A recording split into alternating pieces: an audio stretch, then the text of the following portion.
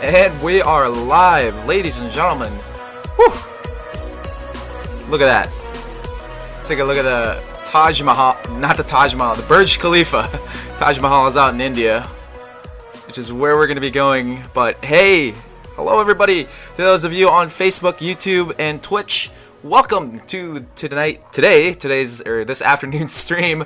My name is Justin Obinyana, and today we're going to be taking you from the beautiful city of Dubai and we're going to take the 777 to Mumbai, and I'm very excited to do this. I'm doing this in 3 platforms, like I said, Facebook, Twitch, and YouTube. But obviously, don't forget to like and subscribe on our YouTube channel, Justin the Pilot, and for more aviation content that's coming up. But hey, for those of you tuning in, thank you so much for tuning in. It's gonna be a great flight. I already got a lot of this stuff set up here. Let's get out of this view of the Burj Khalifa, and let's get back into the flight deck. There's our airplane, the FedEx 777. It's what we're gonna be flying today. So I'm excited to do this flight with you guys. Yeah, this is just gonna be a fun time, and I'm very excited. So it's gonna be a lot of fun stuff that's gonna be happening throughout this stream, and I mean, I'll try to at least, but it's all you guys. And as always, don't forget, if you guys got any questions or anything to say, go ahead and put them in the chat, and I'll go ahead and get them answered for you the best as I can. So, alright, one thing that's going to be really annoying, you guys can kind of see in the middle of the screen here, right here, it's this menu button. I couldn't get it out of the way, but yeah, it's just going to have to be there for a good minute until, well, I don't know if I'll ever get it out, so it's just going to chill out there, I guess, and be happy and stay there. So let me pull up the checklist for you guys and show you what I've already done. I already programmed a lot of the stuff, like I said. So what we really just need to do is just get ready for pushback. Tell our guys to get us connected for a pushback, and then get the ground crew out of there. But I'll go ahead and post this out for you guys so you guys can see it. Let me see here, boarding iPad. There it is. So all we really need to do is we already set the rudder trim, takeoff briefing. It's gonna be a long taxi. We're gonna be coming from, it's essentially like one end of the airport to an, I don't know how to do this. Like, we're right here. This is where we're at, where my hand is, and we need to taxi way the heck over here. So pretty long taxi to get out, but we're gonna be fine, and we're gonna get ready here. And as soon as we're ready to go, we're basically just gonna get ready to taxi. But first things first, let's get rid of the guys that are on the ground. Tell these guys to disappear, essentially, is what's gonna happen. Get our ground handling here, drive away. Tell all those guys to get out of the way and leave. Thank you very much. Our plane's already loaded, so we're gonna go ahead and turn our GPU off, and turn our other GPU, and then take the chocks off, and tell the fuel truck to get lost. So there it is. They're all gone and all good to go, ready to go here, and these guys are just getting out of the way and getting ready. So here we go, and close the door here. Okay, and looks like we're all good. Making sure chocks are gone. Stuff's still there, but we'll be okay. And we'll face, I think this is west, so we'll face west here as we get ready to, oh man, what happened there? There it is. Whew, jeez. I thought it died for a second, not gonna lie. I got kind of scared, but we're fine. Looks like we're doing fairly well here.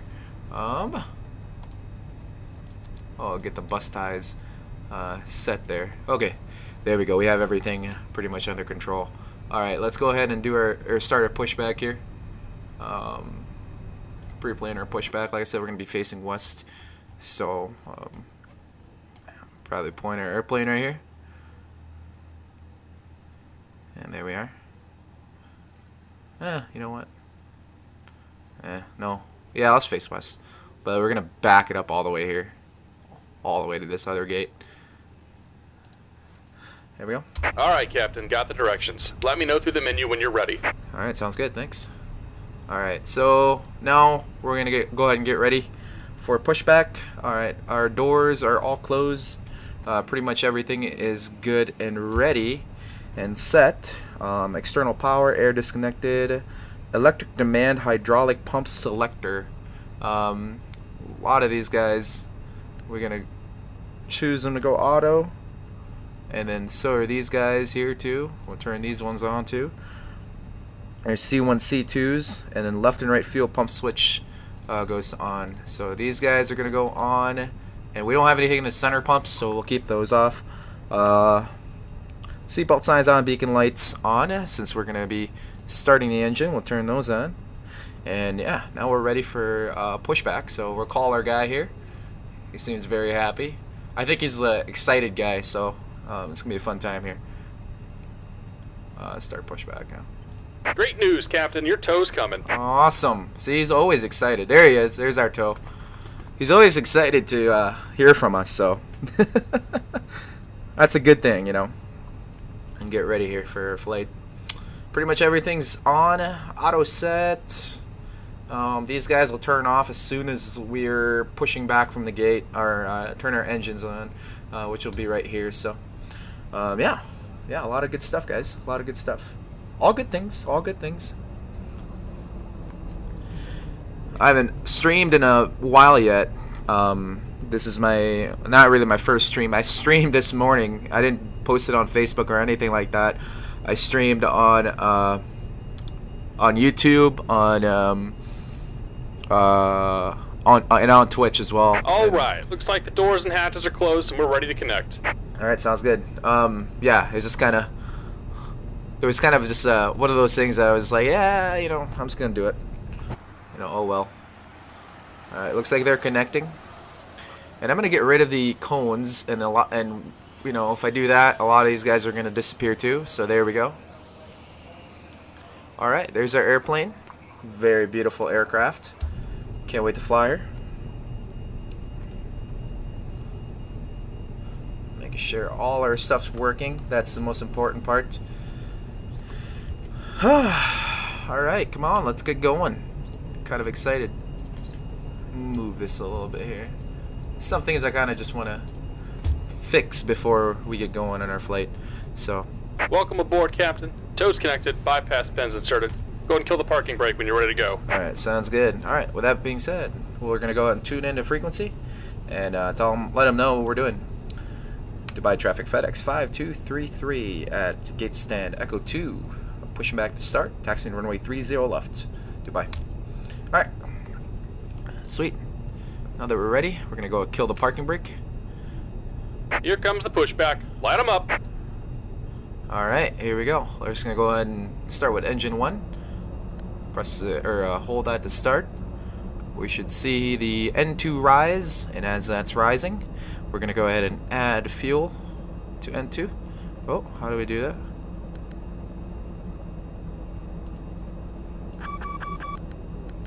There we go.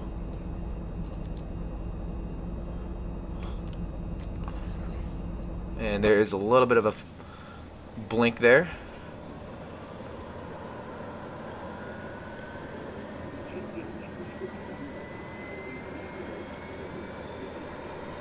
You can kind of hear the engine spooling up and getting ready to go.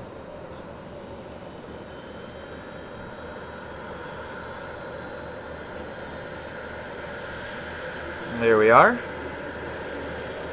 Fairly well there. Oh, that thing is going, and it is going. Looks good here in the left, and these guys should be on, and everything should be good and set. Awesome. Stabilizes about 23, 22. Okay, good there.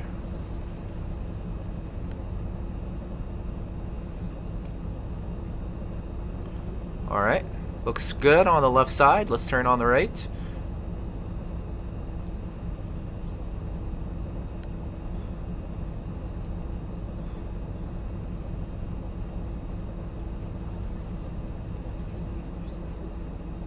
Okay.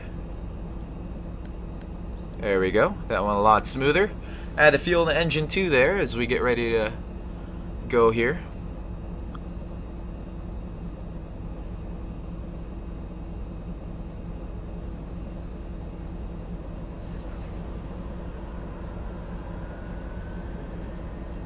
I'm trying to get my taxi diagram.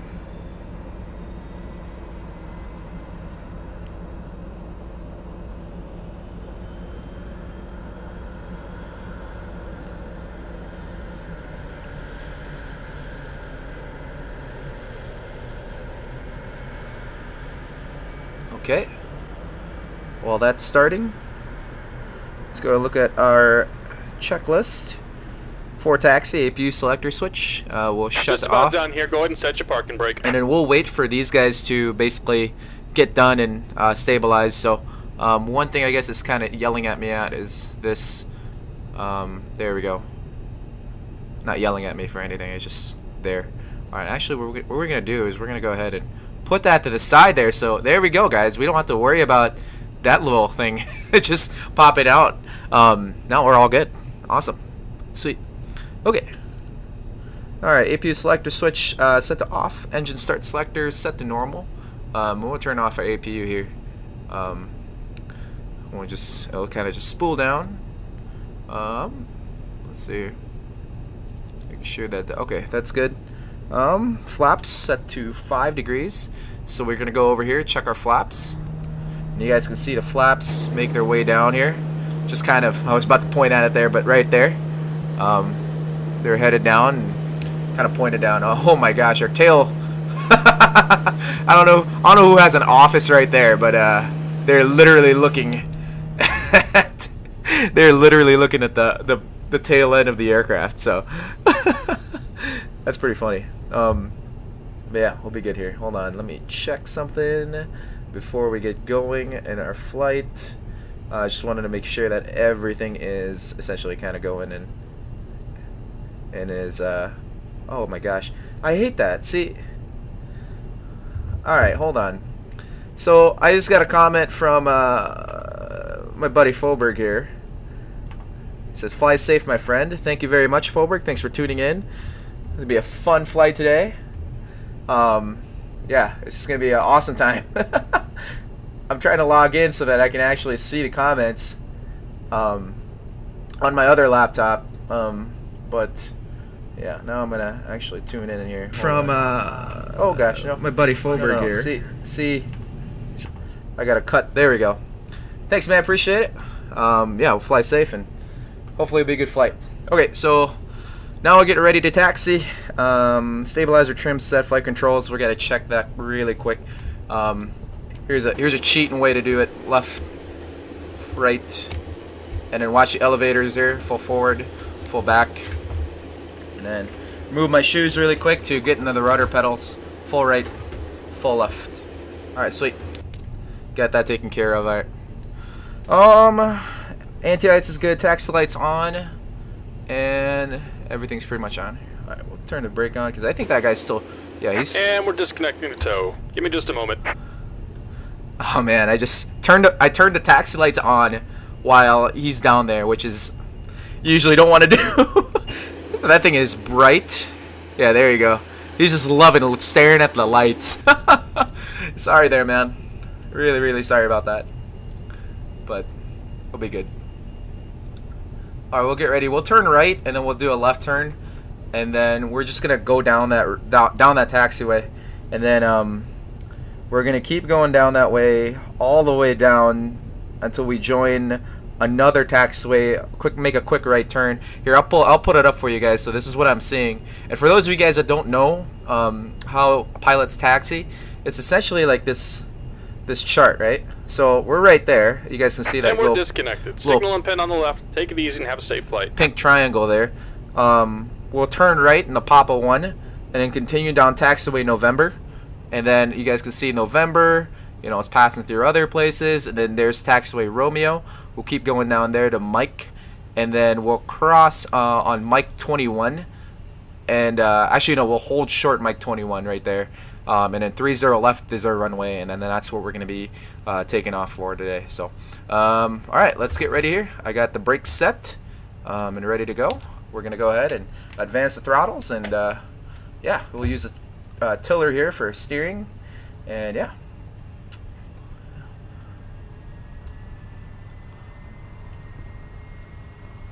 Let's get ready to go here. If you guys got any questions, by the way, please feel free to put them in the chat and be more than happy to answer them for you. And I thought I was streaming in high definition, but I guess by the looks of it, struggling a little.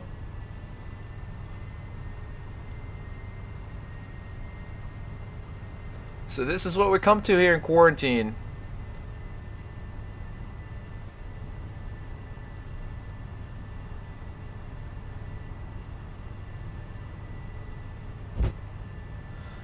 Actually, while we're at it,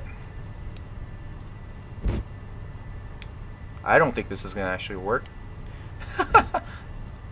Let's go video.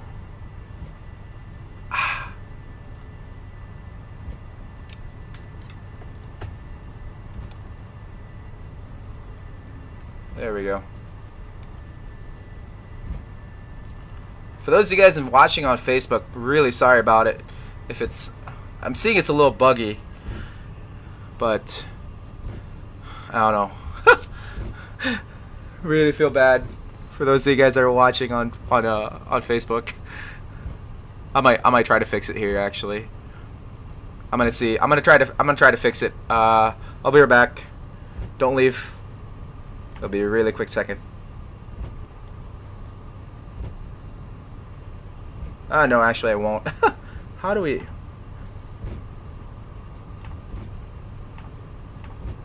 Let's see. Darn. If we can pause the stream really quick, I think we can do that.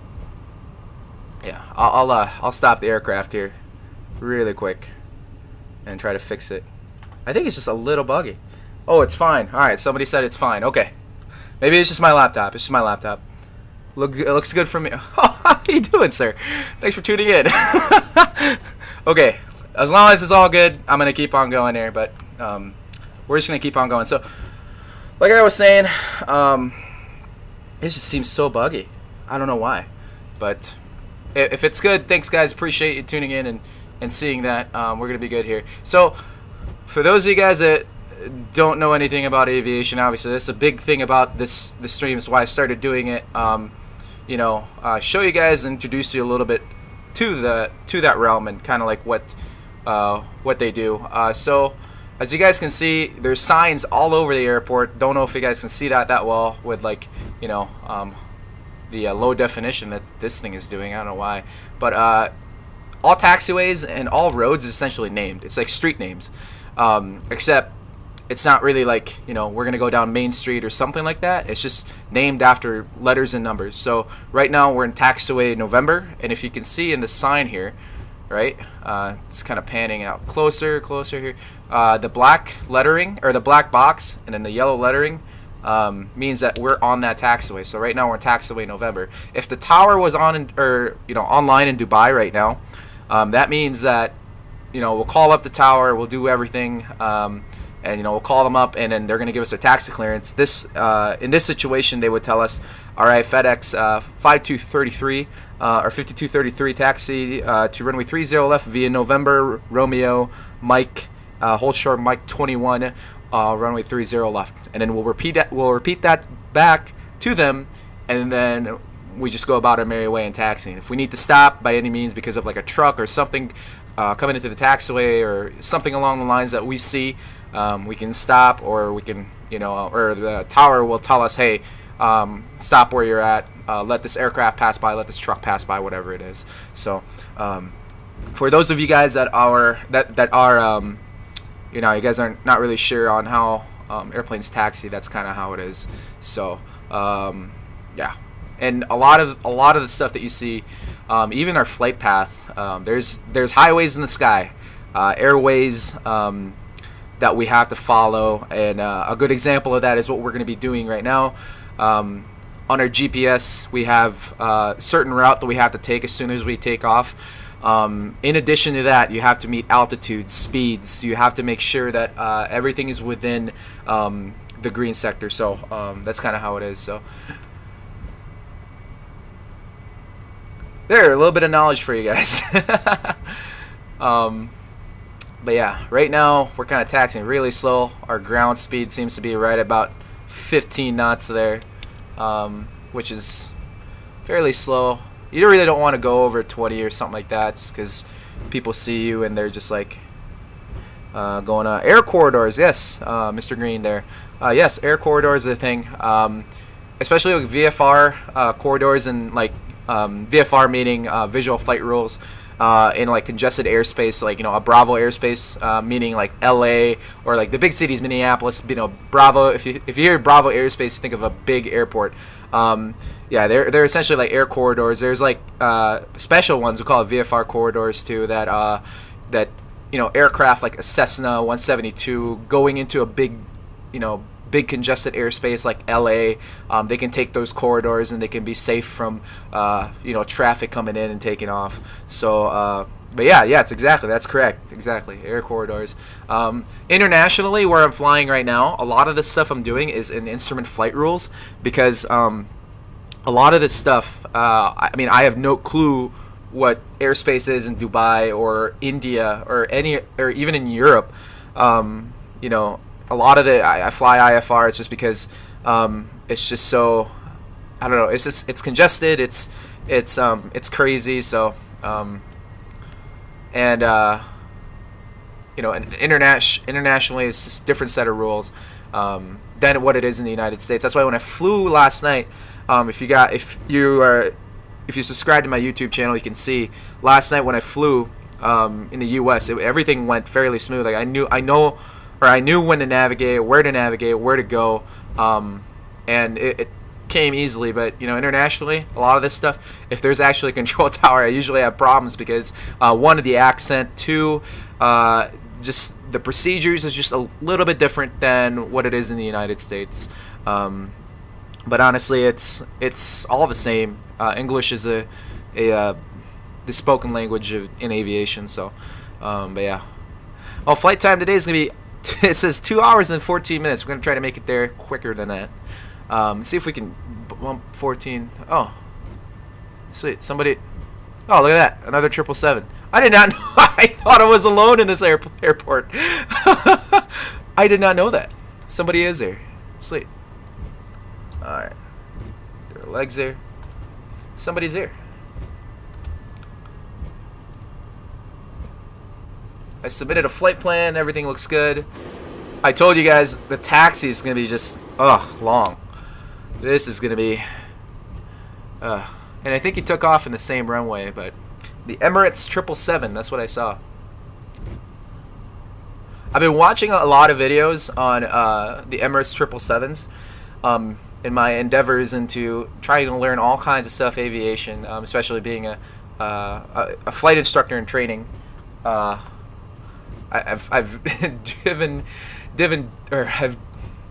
dove deep into like a lot of stuff.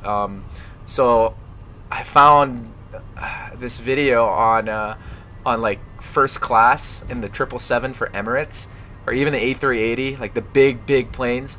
Oh my goodness, my gosh, it is insane. I don't know. I mean the ticket price alone is just stupid crazy, stupid expensive. But yeah, it's just I can't imagine flying in those areas. It's just, or in first class, or what do you call that, the suite in the Emirates 777. Yeah, that stuff's crazy. Like, it's insane. Like, I think a ticket's like, for the longest flight, it's like 16 grand for one way. Oh my gosh, like 16 grand.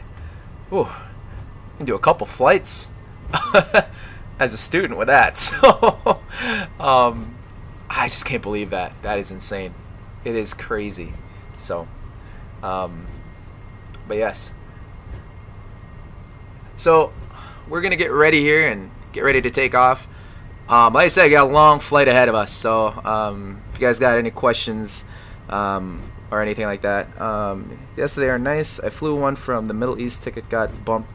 Oh wow, but bumped up for millet. That's awesome, man. Jeez, I can't imagine that, dude. I hope you took advantage of like everything in that. Oh my God, I can't. I'm jealous. I'm jealous, man. I'm jealous. That's wow. You get bumped up and just looking at those seats and looking at what just it amazes me. It amazes me. That's awesome. That's a good thing, you know. That's really nice. We'll get ready here and get ready and lined up. I'm gonna pull up my checklist and I can show you guys too the checklist. And we'll switch this to takeoff and climb too. So, go into our holding point. We'll turn our landing lights on. And the landing lights on this thing are right here. Turn these guys on. Okay, taxi lights are off. I usually like to leave them on, but we're looking for mic 21. See, this is where it comes in. There's mic 19, mic 20, and mic 21's all the way to the end there. Okay, so taxi lights, TCAS, TARA. We got that sets right here, VFR code. Even though we're in an IFR flight, this is how VATSIM works. Strobes on right there. Wing lights on as well. And then we'll line up on the runway. And we're ready to go. Sweet. And just right to the end here. Let's not go to mic 21. Let's just go to mic 20. It should be fine. We should be ready to go. And good to go, at least.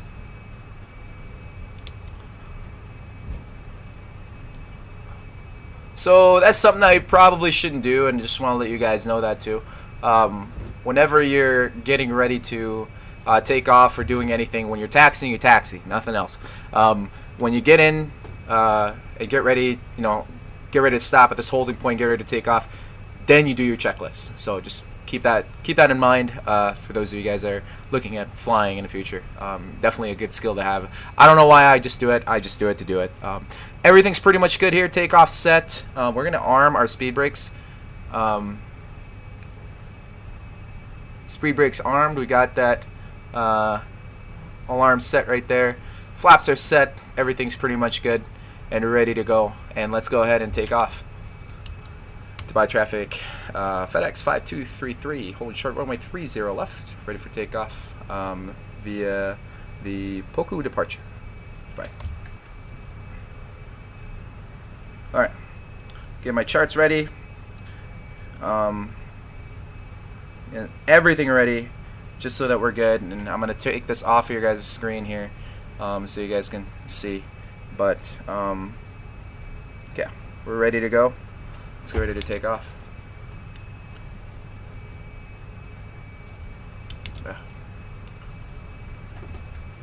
And I kind of have to overshoot just a little bit on the taxiway markers, because if you don't, you're just gonna cut corners short, and then bad things are gonna happen. Your engine's gonna like clip like a light or something like along those lines, or a taxiway sign, and we're ready to go here.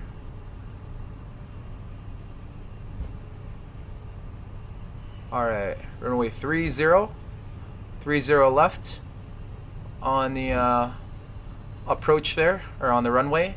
We're looking straight ahead. Did you guys see those numbers? 30 left. Our heading should match a 30, which it does. 29er. That's good. And we're going to go ahead and hold the brakes here. And we're going to advance the throttles.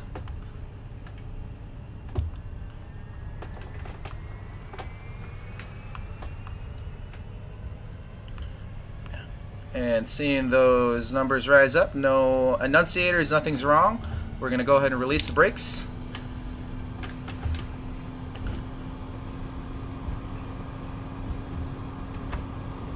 Okay, airspeed is alive. Forward pressure.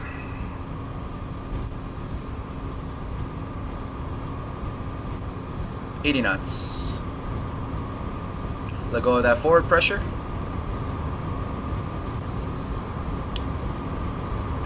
V1 speed. Rotate.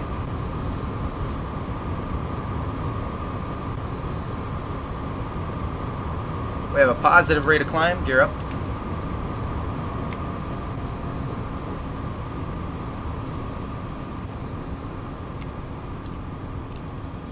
And flaps 5 up.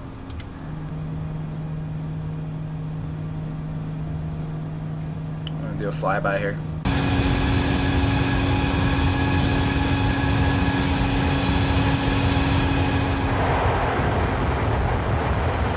We are just crawling. That thing was slow, but not really. It's going 100 and 200 knots. Oh my gosh. This thing is insane. Alright, so we're climbing up here. We'll turn our autopilot on, because we're lazy pilots. LNAV on as well. So now it's going to follow the flight director. and then as well as arming the auto throttles. And we'll just turn the auto throttles on right there. And flaps are up.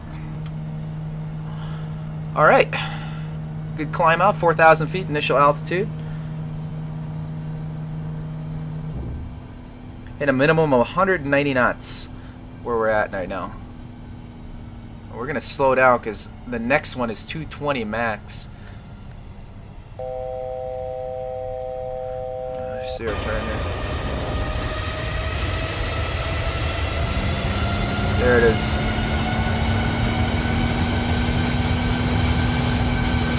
There's the Burj Khalifa on our back there.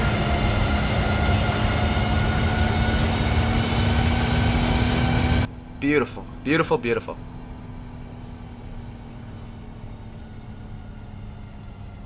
Doing fairly well here.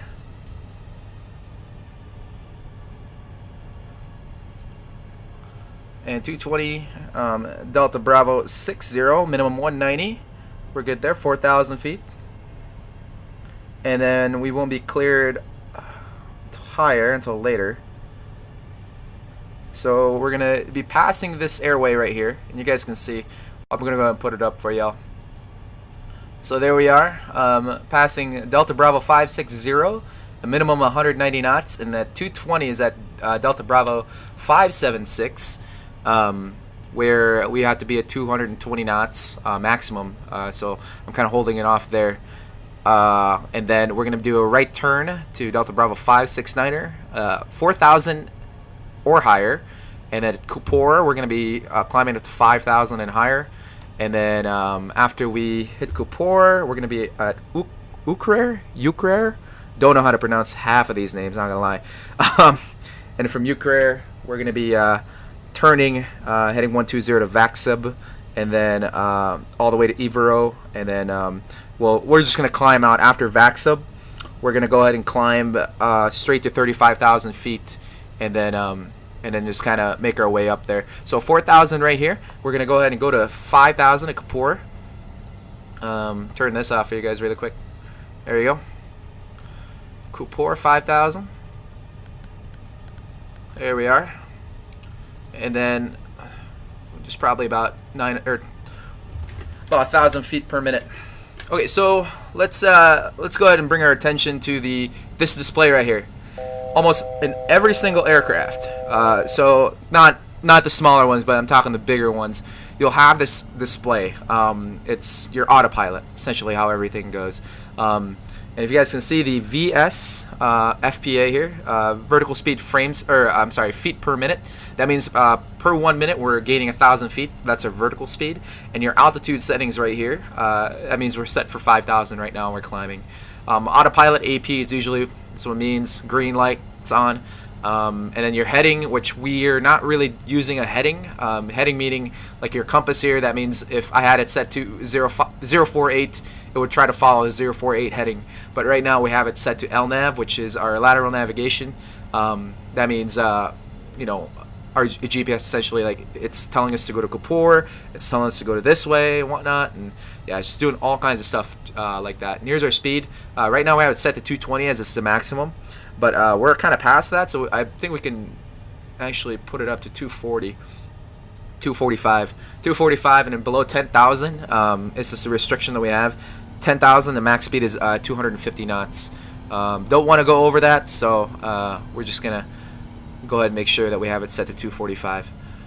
So yeah, that's everything pretty much in this panel. That's kind of what it is. So right now it's set to go to Ukrer, and everything is programmed on the flight management system. So this whole flight, literally, I can go.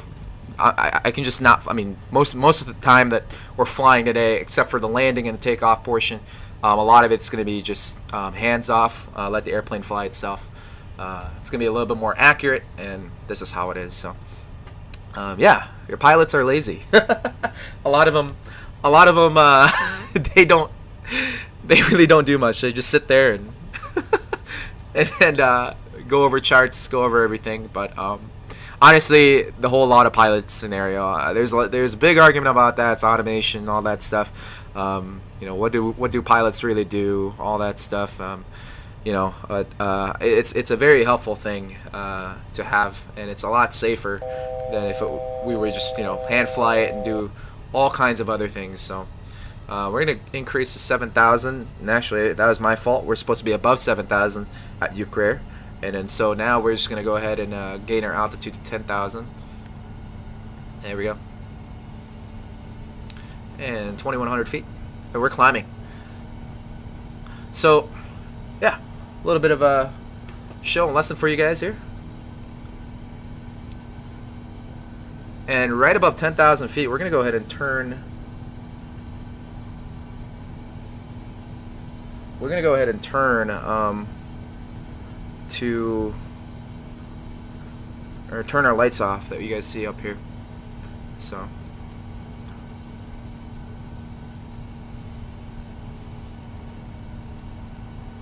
it's so choppy.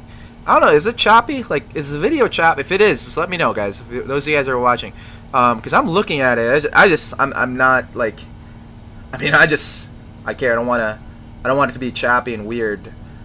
So if it is, let me know. I'm trying to see it running on YouTube, and on YouTube it's running fairly well, so I guess that's fine. Let's see here, turn it here. Just kind of seeing it, watching it closely, making sure it's good. Yeah, it's good in YouTube. It must be good in everything else. So it's just my laptop being weird on Facebook. So yeah, that being that. But all right, 10,000 feet. 10,000 feet. We're gonna go ahead and kind of level off and turn the lights off. The reason why I keep it below 10,000, there's traffic all around, you know. We look at our map here. Looks like there's a guy coming in right there, and then another guy. American Airlines. Is American Airlines? Does American Airlines fly in Dubai? I'm not really sure. I don't know. How about that? But all right, VATSIM.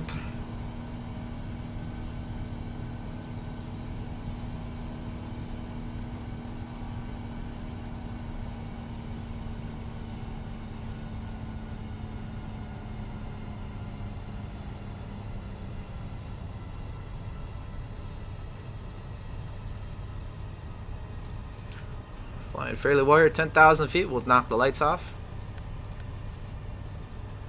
And then, in addition, we'll also go ahead and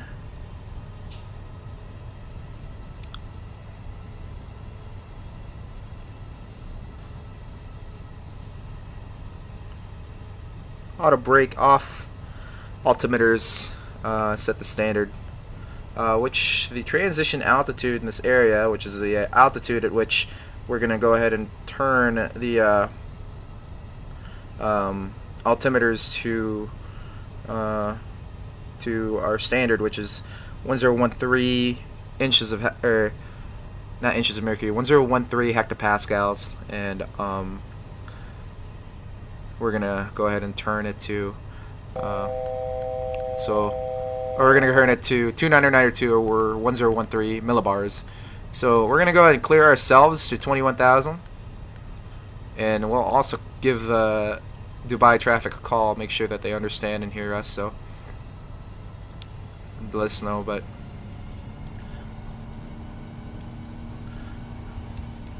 and Dubai traffic, FedEx 5233 is 9 miles to the west of Gedid on the Ivero 1 Foxtrot departure, and 10,000 climbing for 21,000. Last call. See you later, Dubai. Alright. Took care of those guys, and now they know, and we're just cruising now. So, for those of you guys that are tuning in, thanks so much. Appreciate that. Tuning in on Facebook. You know, right now we're in the climb phase of the flight. We're climbing all the way down to 21,000 feet, and later on our altitude of 35,000 feet. I said not really a lot going on in this phase of flight, just a lot of monitoring and looking at stuff, and essentially talking to tower if there is one, if they do end up calling us.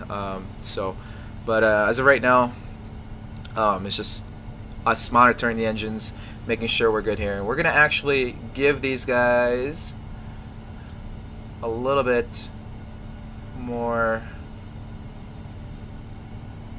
throttle. There we are. Keeping it. I saw the speed going down. It's just that we're limiting the throttle. A lot of that's for you know, fuel saving purposes and all that stuff. So.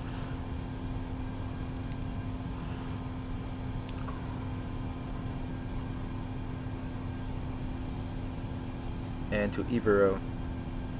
After Ivero, we have 2 more points, Kusen and Laldo, and then after that, it's just cruise altitude. So after Ivero, we're gonna clear ourselves up all the way to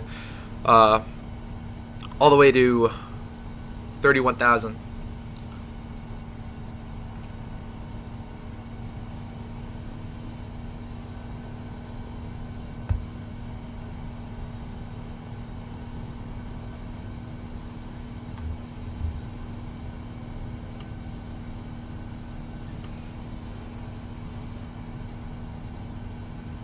Okay, doing fairly well.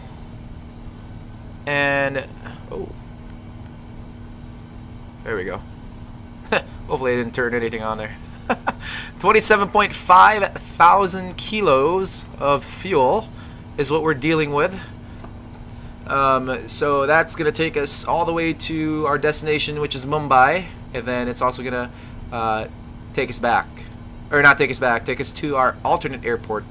Which I absolutely have no clue what is. So it's just enough fuel for us to go. But yeah, right now we're climbing,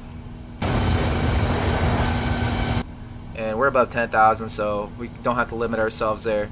Let's go ahead and bump up the speed to 280 knots. I did let the thrust limiter set to contingency. So, and then with that being said, we should probably turn these guys on to contingency as we start to climb. Make sure that everything's good and ready to go. Beacon, nav, logo, yep, everything should be on here. So now doing fairly well. We're flying.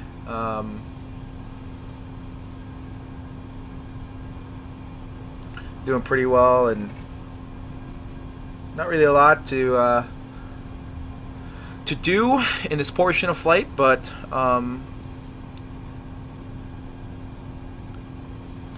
actually just giving us a warning that it is set. Also, this should be locked.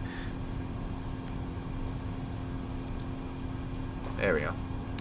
See the flight deck here, the 777. Got 2 seats right here for co-pilots, or the guys that will take another leg or something along those lines. You got your first officer to your right and the captain to our left. Obviously, I'm flying as the FO.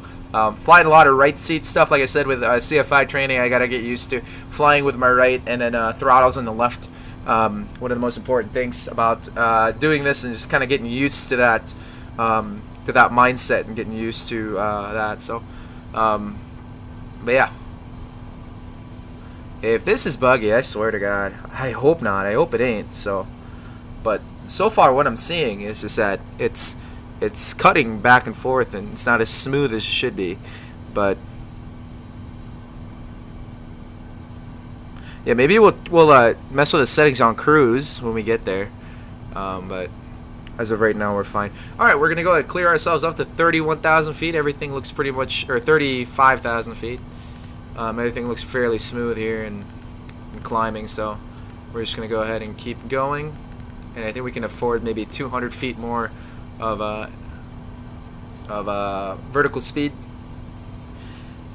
252,000 kilos of cargo and fuel and passengers, obviously. We really don't have any passengers other than what's the required crew member for this aircraft, which is 2. Granted, there's only 1, but yeah, a lot of weight that we're carrying as we're flying above here. So a lot of good stuff. Yeah, Sorry, trying to see if I can.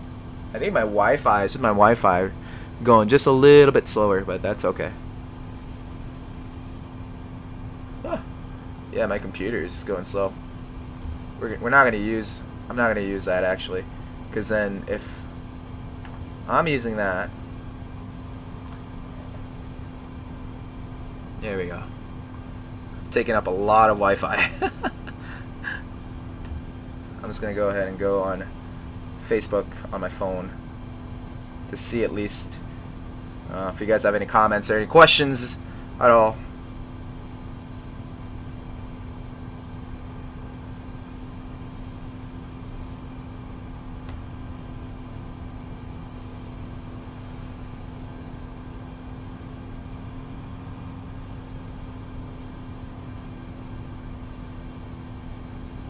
Watching with me, sweet.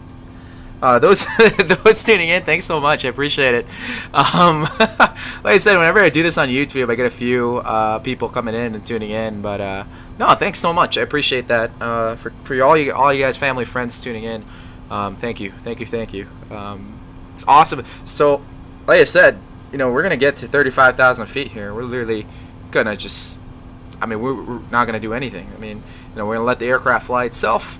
Do all that. I'm probably give a tour of the flight deck here when we get to cruise, but right now we're monitoring the engines, making sure everything's good, and all that stuff. So but right now everything looks fairly well set. Our fuel flow gauge is probably going bonkers. Yep, N2s is 120. It's red there, so we got to keep an eye out on that. Oil pressure is steadily pretty high, 8.1. So per hour, this thing is burning 8,000 kilos of fuel. So the 2-hour flight and then the reserve fuel, we should be fine with that. But we have to keep an eye out on the oil pressure and then make sure the oil temperature is good there. You guys can kind of see that in the bottom there, but it's kind of blocked with the throttles being full forward. So. And as we climb in 24,000 feet, that's what we're kind of climbing onto. So, I'll show you guys really quick what you guys are seeing. Here's our primary flight display. It's easy to I mean, not easy. I guess it's pretty much self-explanatory. Blue means you're up above the horizon. Brown means you're headed straight to the ground. On the left there you can see our speed. We're about 280 knots indicated. That's what the pitot tube and all the instruments that are telling us how fast we're going, the ram air that's going into that. I can go on with the systems there, but that's that's what it's reading. Now it can be different from what the actual speed is over ground. Like, oh, we're going 280 knots or nautical miles per hour. It's not really the case. Right now we're actually going. If you go look to our top left of the screen there, you'll see it says 466 now. 466 ground speed. That's our ground speed. That's actually how fast we are going over the ground, which is a little bit different than what it is. And it looks like we're have a little tailwind right underneath that GS right there, where my cursor is at. You guys can kind of see right near the top left of the screen. You'll see the arrow pointing that way. Looks like the wind is right on our backs, going about 55 knots. So up above 26,000 feet, that's how fast the winds are going. Right now, the next point are NADSO, and we're going to be at 11:33 Zulu. That's off. The time's off because I want to do a day flight. So I tuned everything to a daytime flight. So this is pretty much self-explanatory. This is your compass rose. I have it as an arc. I like to see the arc better because it's just, I don't know, I'm used to it. And with the 737 and with the airplane I love flying so much, that's actually what you usually see. And then it's what it has here. A lot of the Boeing aircraft, they have an arc, and like the bigger aircraft too, they have an arc. I think one of the other airplanes that I fly is the Embraer. Yeah, the Embraer doesn't really have it. It's a whole compass rose, a whole circle. But it tells you the heading and where you're going at. So if you're heading north, you're heading 360 or 0. If you're heading east, you're heading 09 or 0. Or for our example here, we're heading 110, which is a little bit southeast, east-southeast. So continuing on and what our displays are here. A lot of this stuff on the top here has to do with your autopilot. So speed, LNAV, and vertical speed. So that means right now we are tracking our vertical speed. We have that set on our autopilot. And then we'll also have our LNAV set, which, like I said earlier, is just your GPS and where you're going, left or right, whatever. And then your altitude, it's on there, but it's kind of a given thing. Whatever you put on your altitude, it'll stop. So it's just kind of right up there.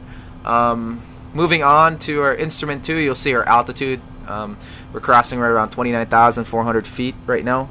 But yeah, what else here? Another compass rose in the bottom, and a clock for like your approaches and all that stuff. So yeah, that's kind of what you see and what I kind of track as far as, like, you know, whenever you see me landing or flying, or, you know, when I actually have controls of the aircraft.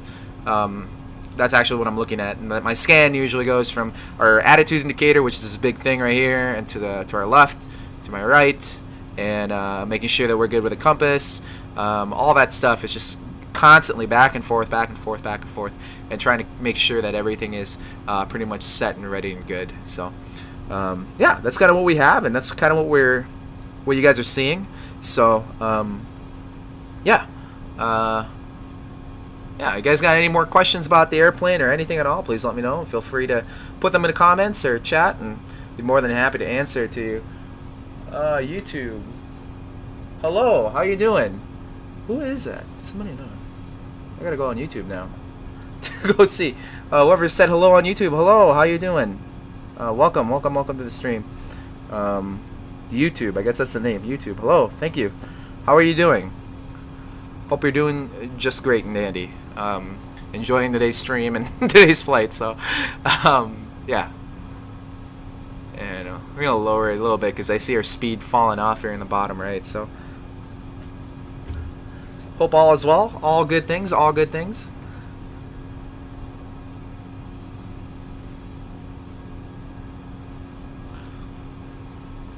We're almost there too, guys. So you guys can see. Crossing 32,000 feet, and our speed's right around 280. I want this to be, this is the Mach speed, by the way. How to say the definition of Mach speed? It's essentially like how fast you're going in relation to the speed of sound. So like Mach 1, you're just a little bit faster than the speed of sound. So there's that. But we want to be. We can't go faster than the speed of sound in this airplane. One, it's not built for supersonic speeds at all. So we're not gonna go over Mach 1.0. In fact, we can't even go above 0.80. I believe with this aircraft. So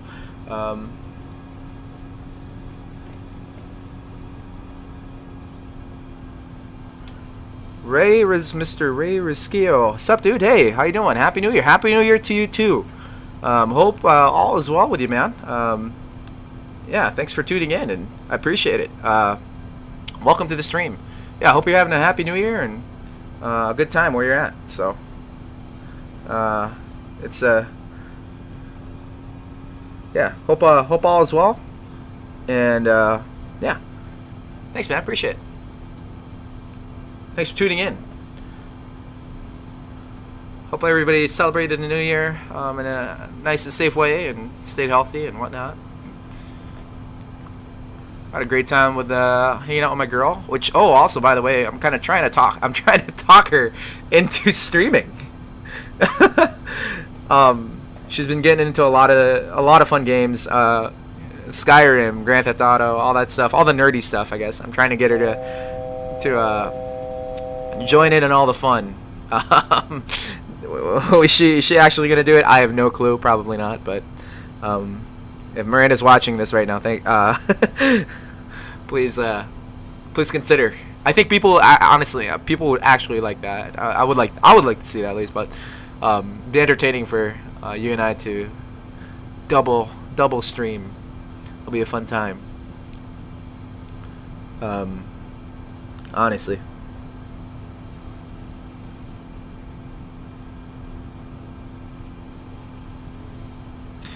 I just noticed that there's subtitles that Facebook's trying to make on here. I'm just noticing that. I did not expect that because what the heck? That is so funny. Anything I say, it just kind of pops up and it's like, oh yeah, let me put that up for you.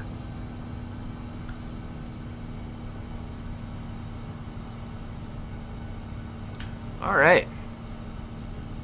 We're right over the no, this is is this still the Gulf?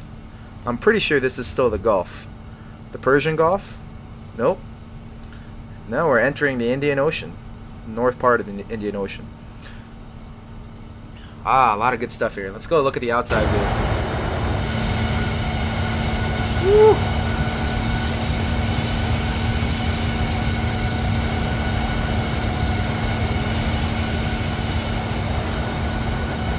This kind of puts into perspective on like how little we are in this world. I didn't mean to get all philosophical there, but just right there, that picture. I'll show you. This picture, right there. As big as this aircraft is, it's such a small thing compared to the whole entire world. I don't know. It's just awesome. I don't know. I like this. I like to see that. Oh my gosh, we're like pushing Mach 8.2. We're gonna go ahead and change this up to, there we go. We're just gonna keep it at Mach 8.2. Oh my gosh, we're going fairly fast.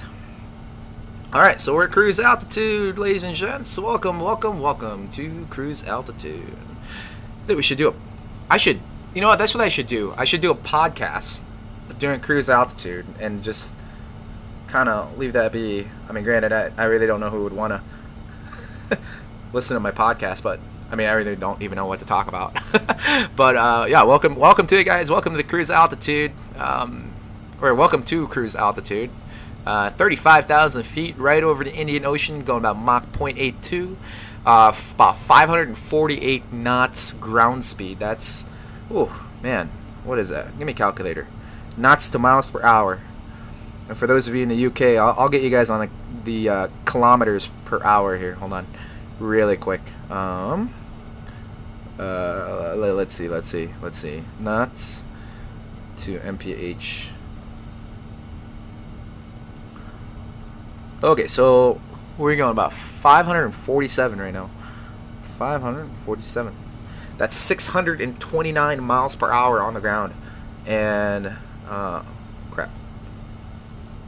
629. So 629 miles per hour. And we'll just see that to kilometers per hour. It's just fast. That's ridiculously fast. About 1,012 kilometers per hour. There you go, for all you guys that are out in the UK or wherever listening to this or watching the stream. Yeah, there it is in kilometers per hour. It's fairly fast. Fairly fast, telling you. Well, especially with a tailwind we're getting 75 knots tailwind, blowing us to our destination, which is great, by the way. But yeah, so it's a good thing. It's a good thing. All right. Well, I think we're right now in the cruise altitude. Welcome everybody again. Those of you tuning in, make sure you guys go ahead and check me out on YouTube, Justin the Pilot. Make sure you guys go ahead and like and subscribe the video. Like, subscribe our YouTube channel, get more aviation content. And as always, some of you guys already know who I am.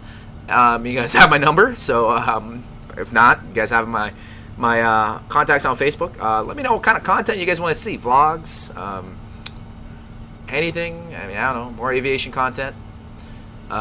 Be more than happy to provide for you guys. I love doing this stuff. I love doing video work, and I love doing all kinds of things, editing. I mean, not so. The editing portion is kind of the bad part, but still at the same time, I like to create videos and all that such. So, yeah, feel free to let me know on the comment section or wherever you want to. You know, what kind of content you guys want to see. I'd be more than happy to do that.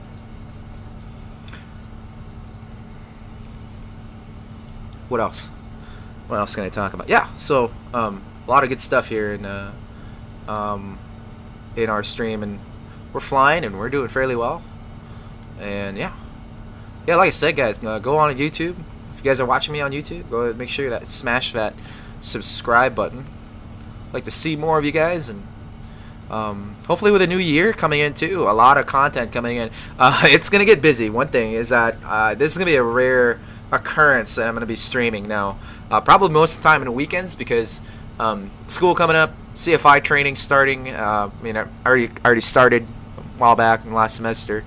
There's a lot of stuff that's going to be going on this coming semester, and I'm very excited. Actually, my last semester, not my last semester of college, but my last semester of college, before I commission into the National Guard, a lot of good stuff, and you know, being my last semester, I kind of want to make the best of it. College has been just, I don't know, I'm telling you guys, it's been a good time, honestly. I mean, I don't know, it's because you know, being an ROTC, I mean, I enjoy it. That's why. This is hey, this is also a video telling you guys, encouraging you guys to get into ROTC. It's honestly, I mean, I don't know, I wouldn't know what I would do without it. That's one thing. Those of you guys watching that, family, friends, everybody that has been there for my ROTC career and even college career, thank you so much. I appreciate it. Thank you, all of you guys. Kat or even, thank you. I mean, even, you know, with the friends and all that stuff, like you guys make life awesome. I'm telling you that. So even with the quarantine and all that stuff, you know, hopping in and going in and playing video games with you guys is honestly a good time, and especially with my girlfriend being here. Shout out to her for dealing with me most of the time with all kinds of stuff. So it's an awesome time. But yeah, right now we're just kind of cruising at 35,000 feet. And those of you guys that have influenced me in my military career, every single one of you battles that I had, thank you so much. I appreciate all the work and all that stuff. So don't know why I'm thanking all kinds of people right now, but I mean, honestly though, it's just, yeah, you guys kind of shaped the person that I am today. Here now, I am here doing aviation streams for people on Facebook, YouTube, and Twitch. Thank you, by the way, for those of you that have decided to tune in, and hope to see you more soon. So right above here, I don't know if you guys can read that. It's just kind of there's a bar just kind of right below my logo there. I just thought come to my head. Yeah, I should probably sell some merch for the logo. That looks cool. I would like to see that in a hat. It's the letters J-O, I guess. I'm just kidding. I mean, although it is, I made that logo, but I mean, I don't know. It's not really that original. It's just kind of, I made it, but it derived from a lot of actually it derived from, it came from Charles Leclerc. If those guys are F1 fans, I don't really know much of my friends that are F1 fans. Honestly, like I look around and I'm like, yeah, none of you guys are motorsports fans. I mean, some of you guys are. You guys are NASCAR fans, but other than that, really, nobody's really an F1 fan. I got, so funny story. Miranda's gonna kill me. She hears me telling people this, but funny enough, no, I got Miranda into Formula One. She's now a Formula One fan, so good for her, and I love it because now I can actually talk to somebody about Formula One, other than myself and maybe a few of my subscribers on YouTube. They're Formula One fans, but like I said, they're out in Europe, and Formula One's really big there. But God, where was I going with this? By the way, I don't know. I just decided to say Miranda was a big Formula One fan, I guess, but yeah, yeah, guys, definitely encourage you guys to watch Formula One. It's a good time, honestly. Trying to see here what we can do. Probably about, I'm gonna say about 15 or so minutes. Planning on going ahead and going to the bath. Actually, probably now. I'm gonna go ahead and use the bathroom really quick. And I know TMI, but cruising altitude, we're pretty much set and good around here. There's nobody on frequency or tower or anything like that. But anyway, as I was saying, if you guys are watching, go ahead and make sure you guys put something in the chat, ask questions, whatever, just say something. Be more than happy to answer them for you guys, talk to you about it. That's why I do this, get some of you guys in here. But anyway, but for now, we're gonna go ahead and I'm gonna probably probably just step away for about, I don't know, not even 5 minutes, probably 2 minutes. I need to take care of some business, and I'll be back. But yeah, don't leave. See you guys in a minute. Oh, no. There we go. Nope, not that.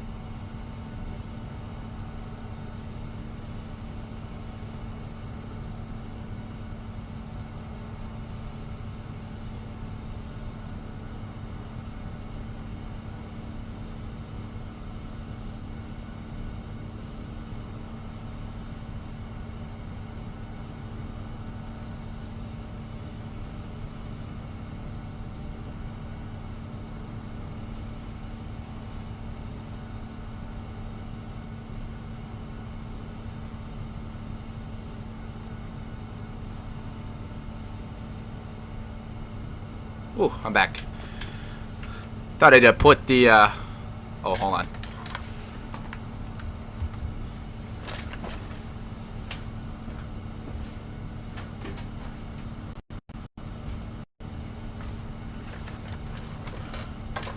Miranda's watching a movie and don't want the audio to come out. Okay, so we got some. Can I get it to spin, Mr. Colton Sherman? Yes. We won't be, but we won't be doing airplane aerobatics as of this flight. Everything right now is filed actually. So what you guys are seeing, I'm making a lot of calls, and I know I'm treating it like it's an uncontrolled airspace, like a Class Echo. For some of you guys that know what that is, Class Echo airspace, just like Brookings, there's no control tower or anything like that. So you have to make your calls. You have to make everything by yourself. So. But yeah, I mean, I would love to do a spin, do some airplane acrobatics, but unfortunately, a lot of it's filed. So, right now we're in Class Alpha airspace. Obviously, we're chilling out above 18,000 feet, 35,000 feet. So, I probably shouldn't be doing some sort of acrobatics. But you know what? I'll tell you this though. I'll write that down. We're gonna do Boeing acrobatics later. Not later, but in another stream. So let me write that. Actually, let me write that down. That's a great idea. Boeing acrobatics, 777 acrobatics. Where's the paper? There it is. Boeing acrobatics. Okay, sweet. That's gonna happen. So soon. Oh, Lieutenant Colonel Steve Sold III. Hey, how you doing, sir? Thanks for tuning into my stream. Appreciate it. Interesting stuff. Very proud of you. Thanks, sir. Appreciate it. Thanks for tuning in. Yeah, it's honestly it's a good time to see everybody tune in the stream, and like I said, thanks for tuning in, man. I appreciate it. Hope you and your family are having a safe and happy holiday. I mean, no, I'm not gonna lie. Actually, I'm very excited to see you guys and everybody back in about a week. So. I'm actually not kidding you. I'm really excited to see people again. It's just over break. I took a lot of time off.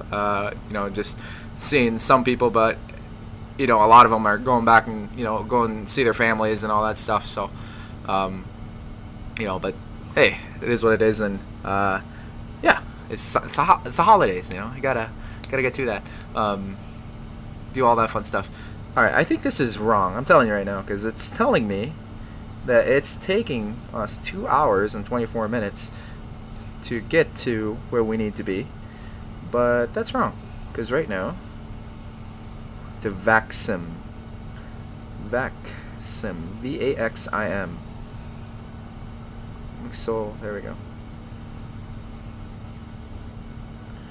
All right, 1 hour and 28 minutes before we come back and yeah, do our flight here. Sweet.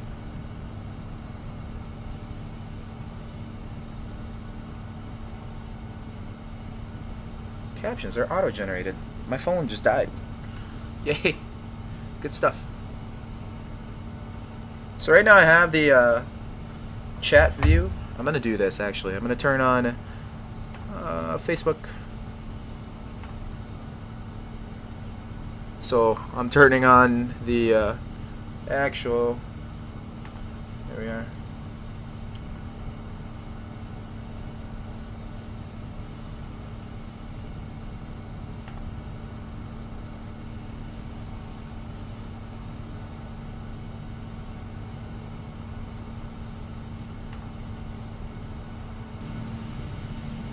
So I'm turning on.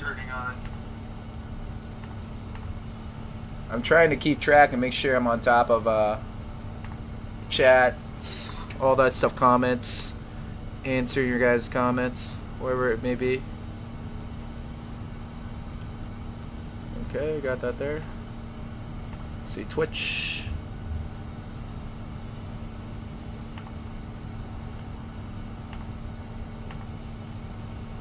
Twitch TV.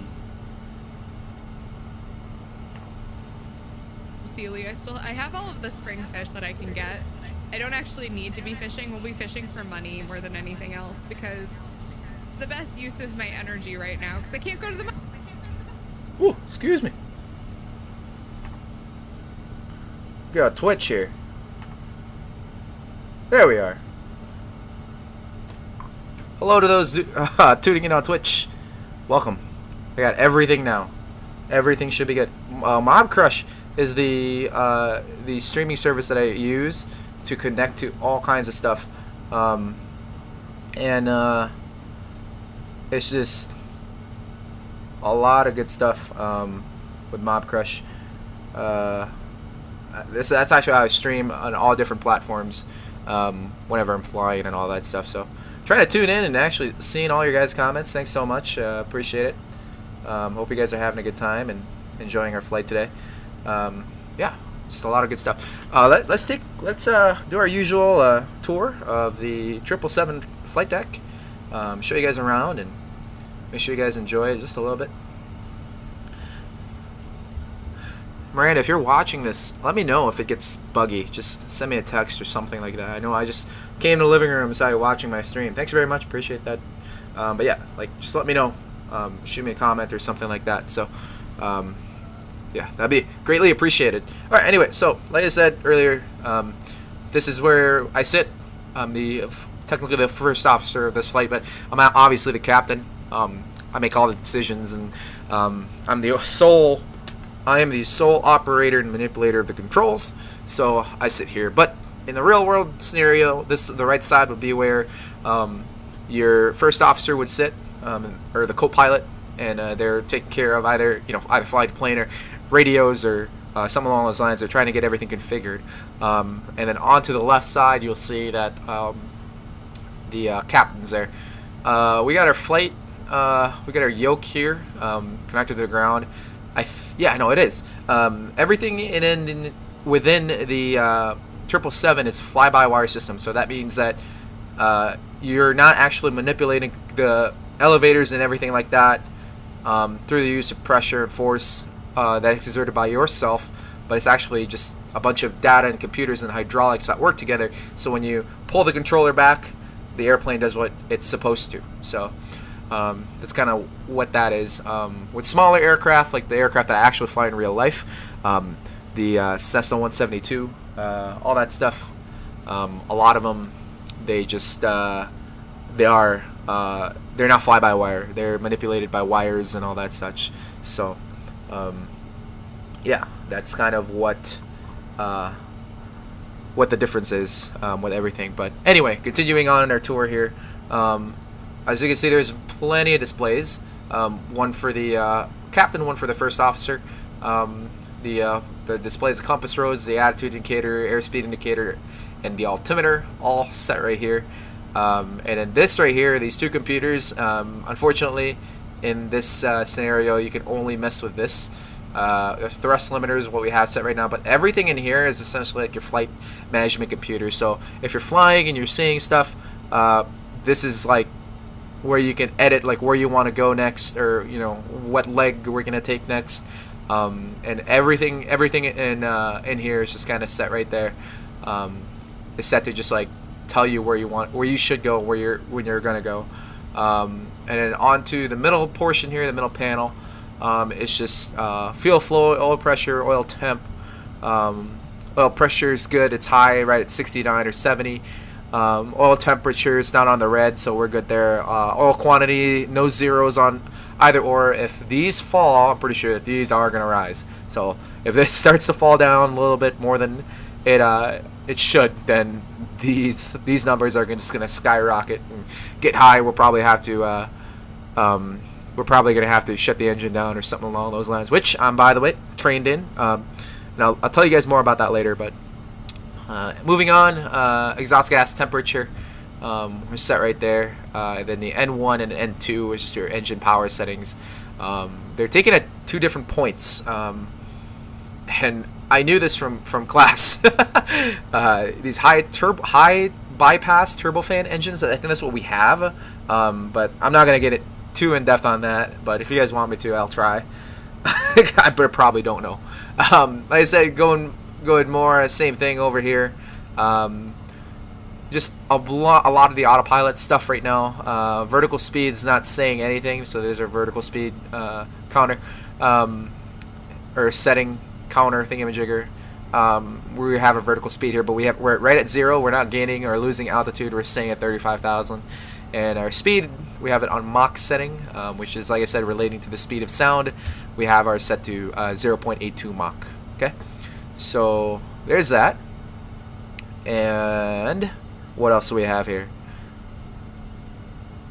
We got our flight displays again, another yoke, heaters. Not really in the aircraft physically itself. So, but there's that. All right, let's look at the overhead panel. Whoa, a little daunting, I know, for some of you guys that are tuning in and not knowing. Oh my god, that's crazy. Like, crazy stuff. A lot of this is it's what they're labeled as executive panel. There's our circuit switches and how our electrical diagram is, or flows, and how everything works. Like this, the external power is connected to the backup generator.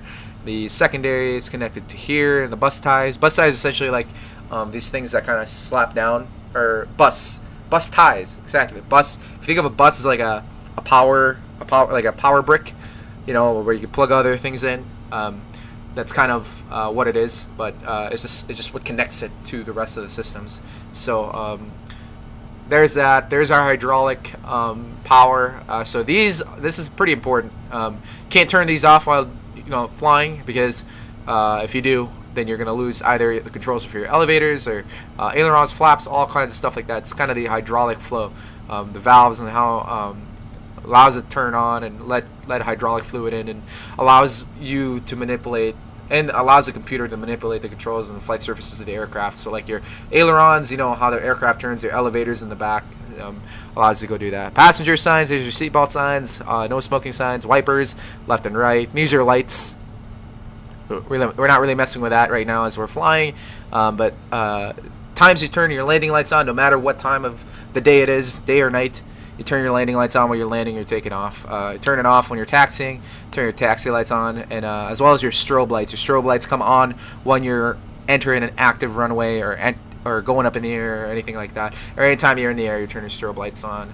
So engines, there's just ignitions. I'm not sure what EEC is, but I really don't know. Fuel jettison, if we were to say suffer an engine failure as soon as we took off out of Dubai, we would go ahead and stay in the air. We'd stay up there, and we would try to get rid of some fuel, because if we don't, we're going to be a little too heavy on landing. We might overshoot the runway. Granted, Dubai has a 14,000 foot runway.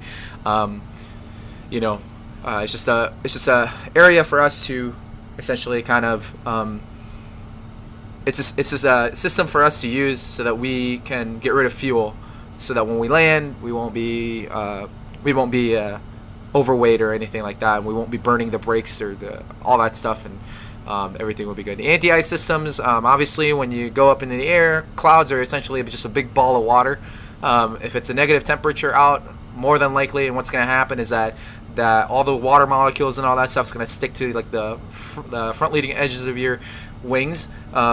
So then, if that sticks, then ice is accumulating in your wings, essentially, right? Because it's freezing. You know, if there's freezing temperatures, and usually does, like right above a certain 1,000 feet or so. Actually, right now, let's see here.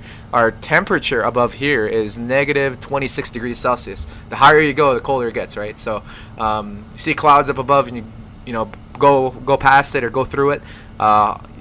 You will more than likely accumulate ice. Therefore, we have the anti-ice systems to heat up the leading edges of the wings so that it melts the ice off and gets it off. So there's that. What else is in here? Fuel, obviously, our pumps, making sure that the forward pumps and the aft pumps, there's all kinds of pumps in this fuel system. It's just like, if you think about it in your car, it's just what gets all the fuel into the engine. So if you think about the aircraft, now I don't know if not a lot of people know this, but in the 777 especially, there's actually the places that you can store fuel at is on the wings. So flying here, right here, right here, and then there's one on the very underbelly of the airplane where fuel is stored.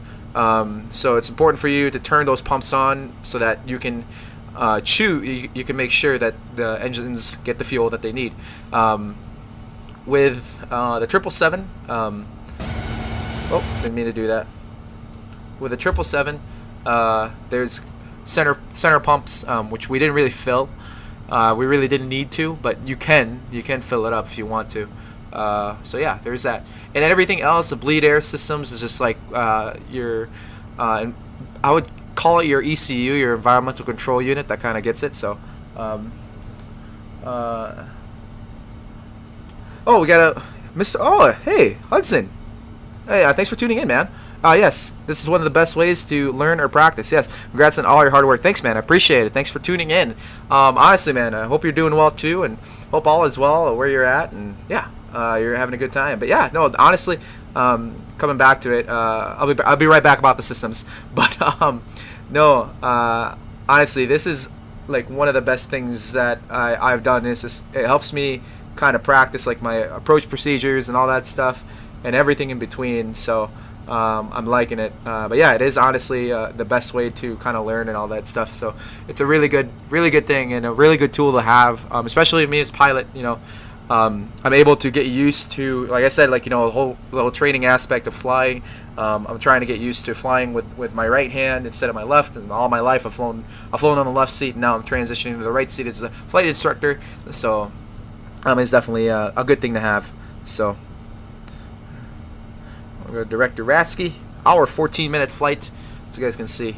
But yeah, anyway, going back to the systems, yes, that's pretty much everything. Pressurization panel, everything is pretty much set to auto right now, but you can do it manually. Obviously, there's less oxygen up above, therefore we got to pressurize it and pressurize the airplane so that one, our ears don't feel so weird, and you know, the higher you go, you need oxygen, otherwise you're going to suffer from hypoxia. And that's, what kind of hypoxia is that? That's great. Here I am quizzing myself. That's a hypoxic, I think. Yeah, hypoxia. Yeah, hypoxia. That's the type of hypoxia it is. All right, finally coming in throughout a quadrant. Speed brakes. These are right on your wings, by the way. So it kind of pops up, just like so, and that enables that. Like, so if you're descending down and all that stuff, it enables your aircraft to slow down in the air. Obviously, there's no brakes that we can do. These are air brakes, essentially. So there's a flap lever. Flaps allows us to take a steeper descent angle without gaining speed, and allowing us to have a more stable approach as we go down. Fuel controls or mixtures, everything in this aircraft is essentially like, so with other aircraft like a 172 or something like that, you actually choose how much fuel, and you can set that, how much fuel and air goes into the engine. With the obviously the insane avionics and systems that we have in this aircraft, everything is done automatically. I think it's called a FADEC system. I don't know what that entails or you know, how they do it, but computers and all that stuff take care of it, and they do everything. So discharge, that's just your engine fires. If we're suffering engine fire, we'd discharge that, and we'd also have the APU one here, auxiliary power unit, right above us, and I think that's it right here. Yeah, up above us is our circuit breakers and all that stuff. If something were to overload or something like that, these circuit breakers will pop up, and you'd be able to fix the problem or figure out the problem going through that. So another FMC that we never use, it's not simulated on here, but a lot of these are your radio panels. So for those of you guys that don't know how hold on. Those that don't know how pilots communicate in the air, that's how it's done through the use of radio controls. So yeah, there's that. There's a little bit of a, you know, lesson for you and a little tour of the flight deck as well. Hope everybody's having a good time. I'll turn here. Got 2 chairs, and I'll unlock this right now, by the way. And let's open the door. Let's go see what's in the back here. I mean, you guys already know. For those of you guys that have seen this flight before, it's just the same thing. Just 2 chairs back here. Pretty big chairs too, comfy chairs.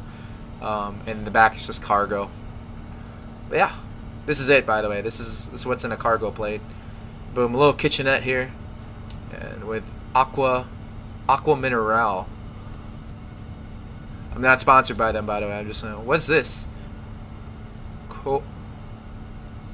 Some sort of wine or something along? I have no clue, but let's close that door. Lock it. But yeah, there we go, guys. Kind of figured out what it is and showed you around, and yeah, hope all is well and you guys are enjoying the stream so far. Hour 10 minutes. Then we're gonna clear ourselves to. We're gonna veer off and fly on a different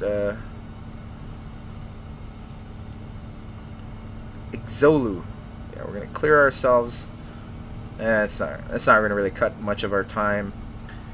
Exolu is the next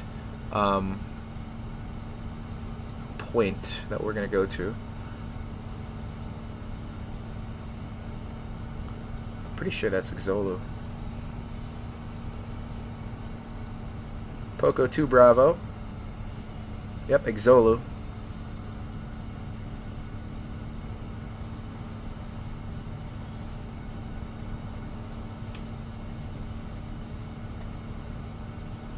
And I'm also checking the VATSIM network, making sure that we're good as far as our descent down and any air traffic control all around.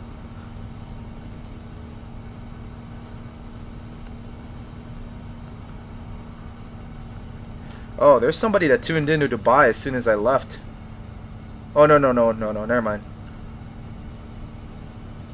There are a few.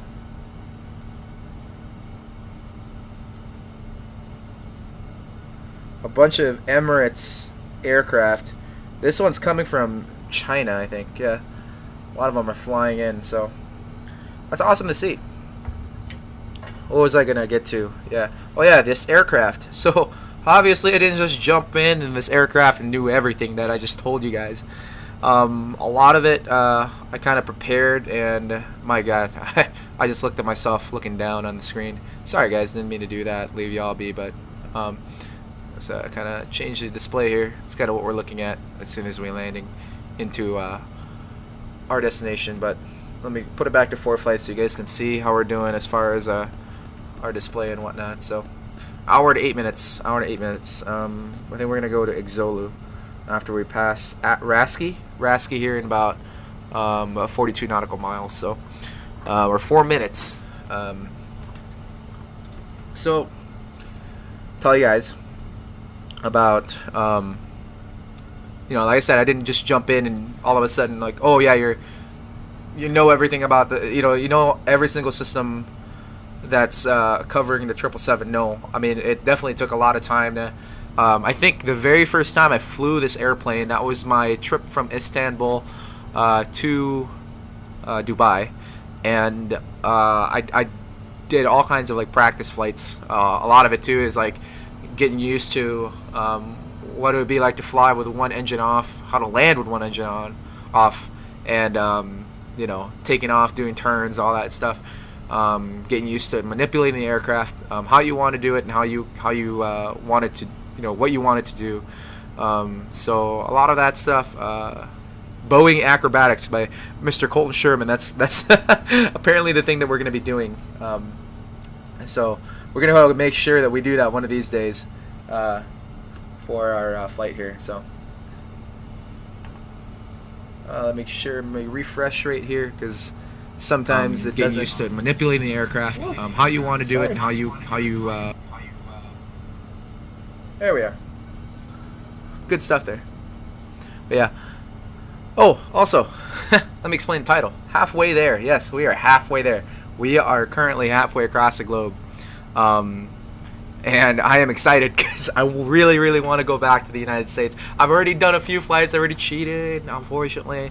I've done a few flights in the United States. I did one this morning. I was just awake early this morning, and I'm sure I really didn't expect anybody to tune into that one. But if you guys are looking at my YouTube channel, some of the flights that I did, I did a flight from Sioux Falls. Again, my very first flight. Just kind of replicated my very first flight from Sioux Falls to Minneapolis, and somebody was on ATC, so a lot of ATC work. I realized I also needed to work on my phraseology and all that stuff, and kind of knowing some things. And you know, I mean, not flying for a while, it definitely kind of takes you out. But it's just like riding a bike. You know, you forget, but as soon as you hop in and you're good, you know, it kind of comes back and it's all good. So there's that, and yeah, it was just honestly a humbling experience, because I got on and I felt so bad. Like, I screwed up so many times. Later on, as the flight went on, it got a little better, but yeah, it's still kind of nice to do. So, but yeah, flying there right now and all that stuff. Especially having you guys on here, ATC not around. Honestly, it's kind of a nice thing, because now I get to talk and enjoy my flight and enjoy my time. So yeah, it's kind of that. But hopefully everybody's having a happy new year, by the way. So it's a good time, and new year 2021, hopefully this year is a lot better. I made that post on Facebook, or get my hair out of the way there, Facebook or Instagram the other day about 2020, sad year. Obviously a lot of bad things happened, but you can't really dwell on that. You got to focus on the future. You got to focus on the road ahead. But honestly, it was honestly, for me, it was a pretty decent year. I got to be with my girl most of the time, and you know, got to have her around, which is awesome. It's great. Surprisingly, I haven't got tired of her yet, because surprisingly she hasn't gotten tired of me yet. So but yes, it's kind of nice to have her around. Like I said, I'm trying to get her to stream. Trying to get her. If you guys know Miranda, definitely talk her into it. And play some Grand Theft Auto or something along those lines. It'll be a fun time. So, but yeah. I mean, she's already been in my other streams. I think we did a Call of Duty stream a while back, and that was pretty good. Fun time. And that was with my buddy Foberg too. It was such a good time, honestly. I enjoyed that. I enjoyed playing with Foberg. Briggs, oh man, my buddy. He's gotta tune in and play too. And yeah, I think we want to do another stream. I'm a little hesitant about it, but there's this game called Phasmophobia. And Phasmophobia is a scary game. It's a ghost hunting game, essentially. But it involves a lot of swearing, so you know, definitely kind of wanted to hold on to that one. But All right, let me make sure that everything here is configured. We're gonna go direct to Xulu. We're gonna surpass or bypass a lot of the other airways. And we're just gonna go straight to our initial approach fix into Xulu, which is gonna be 52 minutes to an hour as we kind of come in. So maybe we could push this aircraft just a little bit more. Mach A3.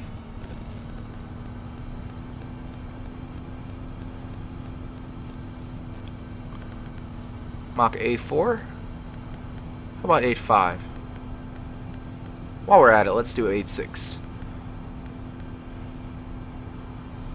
If it starts to overspeed, it will warn me. But the red, you guys can kind of see here on our airspeed indicator, the red area is right here. I have it set right there, so it's kind of right on the edge of it. Kind of that yellow zone, but this should be able to take it. It's just a matter of fuel is kind of what we're worried about, but honestly, we're fine. We're doing fairly well. We got 19,000 kilos of fuel, so yeah. 8.6, 8.61. Okay, there we are. We're set. That cut off 3 minutes. Whoop-de-doo. Maybe 2, actually. It didn't cut much, but at least we're on the trek now and doing fairly well. So, yeah, doing good. Oh my gosh.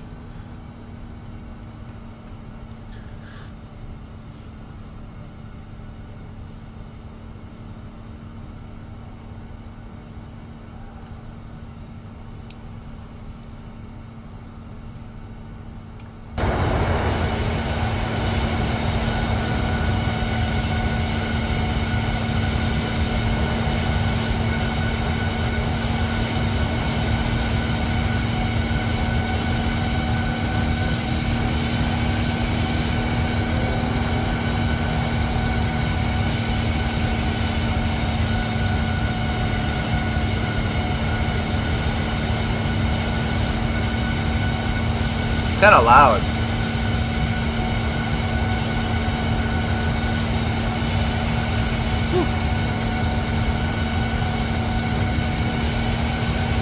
That's a pretty view, though.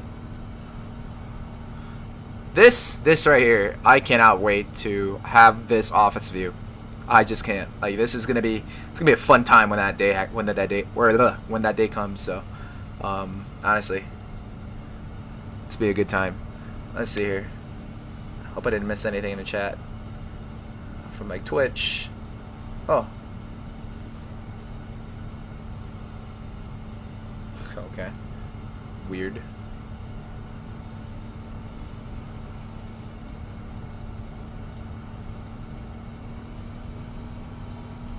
Facebook, good.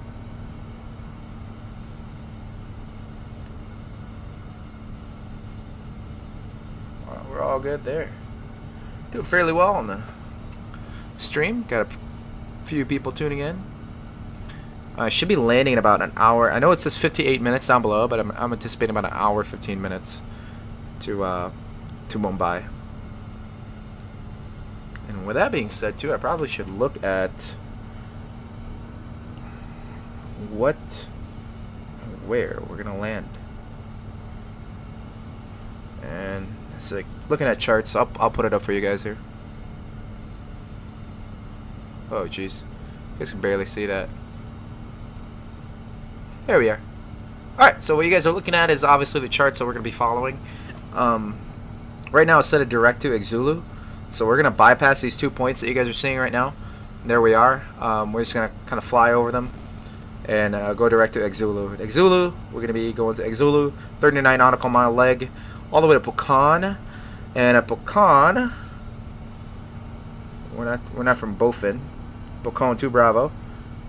From Xulu, yep. We're going to be right at about 12,000. We can get low 12,000 at Pukan. And Pukan, we're going to be going to Enban. And then the altitude there, we're going to have to be right at 11,000. Flight level 110. That's what that means. And then the airport, I'm trying to find where the airport is at. Sing. Well, we can probably look at the approach charts here. And approach, I want to do the ILS runway 9. Oh wow, there's 2 of them.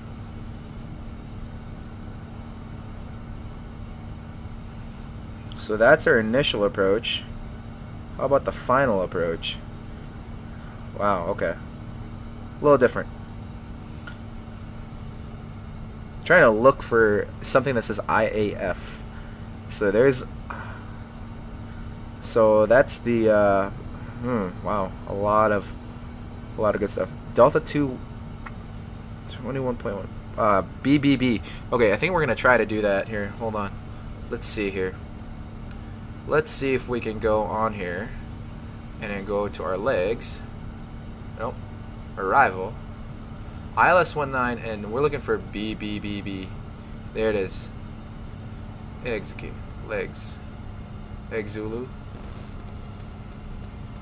Alright, there we go. So we're just gonna go straight to triple B after Ebnon. So Pocon and Ebnon, and then yeah, that'll be it for that. So if we look here and we look at the approach plate that we have to do. Okay, so let me explain this to you guys. Alright. So airport's somewhere around in the bottom area there, right? Actually, I don't know. Hold on really quick. Alright, so airport's in the very bottom area right there, right? So as you can see, Ebnon is going to be the place that we're going to be going to. On the top here, Ebnon, and then triple B.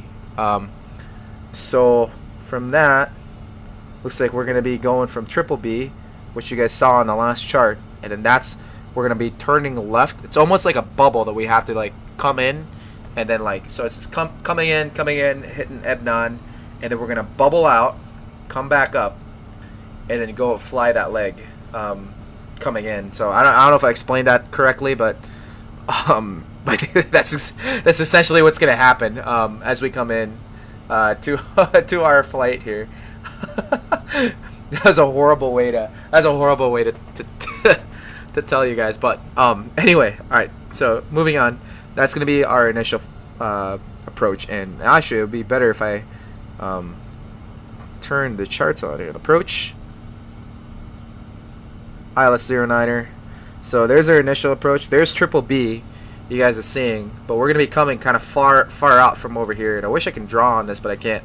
And then we're gonna come in and then land, and then intercept the localizer, which is 109.5. So, and then usually that's all already plugged in on the comms page. Oh no, NAVRAD. There we go. Yep, 109.5 is 090. Yep, everything's good there, ready to go for our stuff. We won't be tracking the VOR or anything like that. That's gonna be our initial approach. I guess there's 2 charts too, and then we're gonna do the final approach in, and then as soon as we hit I-bomb, and then it's just gonna be, or yeah, it's gonna be a localizer coming in. A lot of stuff that we're gonna be following as we go in. So. And then I want to look at I want to look at a SID and see where the transition altitude is. It's 4,000 is going to be the transition altitude, so we're going to have to make sure that we change it up, or change up the altimeter settings as soon as we get closer to our destination. So there's that. If you guys don't get it, just let me know. But I mean, if you don't, you don't. I mean, I would be more than happy to explain it to you guys if you want to know what's going to happen as we go into our initial approach into the Minneapolis, or not Minneapolis, I'm sorry, into the Mumbai area. So yeah, there's that.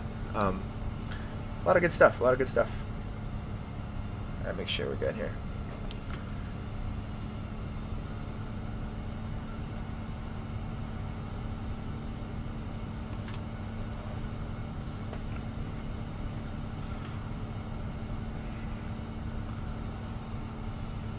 It really won't be doing much as far as like, I mean, what, we're hundreds of thousands of miles away from our point here. 370 nautical miles. That's actually not bad. Should be there in about 40 minutes, it says, so. Oh yeah, I forgot. Nope. There we go. So I'm actually using ForeFlight and Navigraph to kind of coincide with everything and check it. Most of my charts are all Navigraph, but a lot of this awesome stuff, like you guys can see, like the estimated time arrival and all that stuff, ground speed, information, all that stuff, it's all through ForeFlight. I have it connected to my sim, so it's definitely a fun time to do that. So it's doable too. So, but yeah, a lot of good stuff. So what else? What else would all you guys might be interested in maybe talking about? I really don't know. Go and check it through the chat here really quick.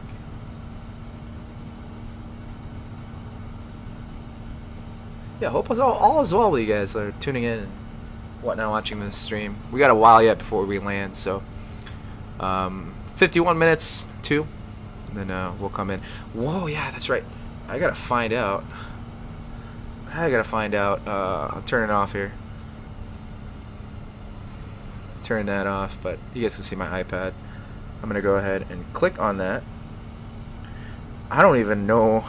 This is gonna sound really bad. I don't even know where we're gonna be going in Mumbai. When we get to Mumbai, oh my gosh, there's a lot of that. Taxi routes. Where's this airport? Airport, all I want is airport. Hotspots, airport, there you go, 10-9. Alright, so 09er, it's gonna be our landing area. Looks like there's some I think our area is gonna be right there. We're getting off a high-speed ramp, one of these high-speed ramps, maybe hopefully before the end of the runway there. So we're probably gonna use max 2 braking, I think, maybe, yeah. Looking at this, you guys see where it says so you guys see the runway here that we're gonna be landing at. It's gonna be the one that's 11,312 feet, runway 09. We're gonna be landing in that runway. We'll be crossing another runway, and then hopefully get off to the right on that ramp right there. So, yeah, I'm pretty sure that's where it's at. See, this is the sad part. Is like I don't know these places, and usually in the American charts, there's like information, like oh hey, this is where everything is at. But you know, maybe we can go to ForeFlight and see it. I don't know. Don't know if we will or not. Sometimes the airport information's not there. It's not. Seeming it's like it's not. Yeah, aeronautical maps on. Darn. Usually, oh, let's see here. No known procedures? What? I don't even know how to pronounce like that. No notems. Okay, nothing too crazy in our part. So, okay, well, that's kind of what we're looking at with the upcoming stuff and the upcoming procedures that we're going to be doing as we come close to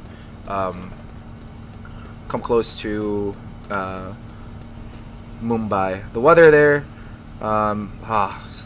just to make matters worse, there's a haze in Mumbai. 3403, calm winds, good. No significant clouds, just a haze. I don't know if this will actually tell us, like, if we'll actually simulate the haze on the sim. But yeah, we'll see. We'll see how it goes. So let's see VATScope. I'll show you guys a little something. It's what I use for all the pilot people out there. All those friends of mine that are pilots. Go ahead and turn my iPad display on here. Alright, so map the whole world, obviously. There you go. There's a populate. It's gonna populate. We're the only ones I think landing in Mumbai. Nope. There's 3 departures: a British Airways flight, SIA and SWR. Not really sure what those are, but looks like they're far away. So, oh, okay, that guy's about 3,000 feet above us. Straight ahead though.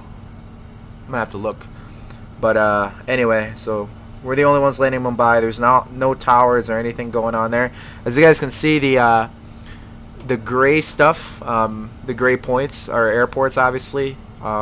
If they're gold, that means that there's somebody on there and you know, doing control tower stuff. So, but as of right now, there's really nobody around. But in the U.S., since it's 4:52 Central Standard Time, there's a lot of people tuning in to like Minneapolis. I guess Minneapolis, there's nobody there. Chicago, I guess there's people out there. Out in Cleveland, Detroit, New York's always busy, even like with Boston and everything like that.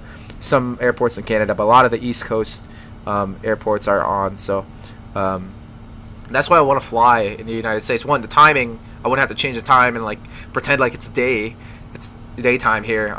You know, I can actually have the right setting of time and then fly that way. So but yeah, there's that. There's a little bit of information there for you for VATSIM, virtual air traffic simulator, is what it means. So it's a lot of good stuff, a lot of dedication and work for everybody else. So it's good stuff. Drink my water here.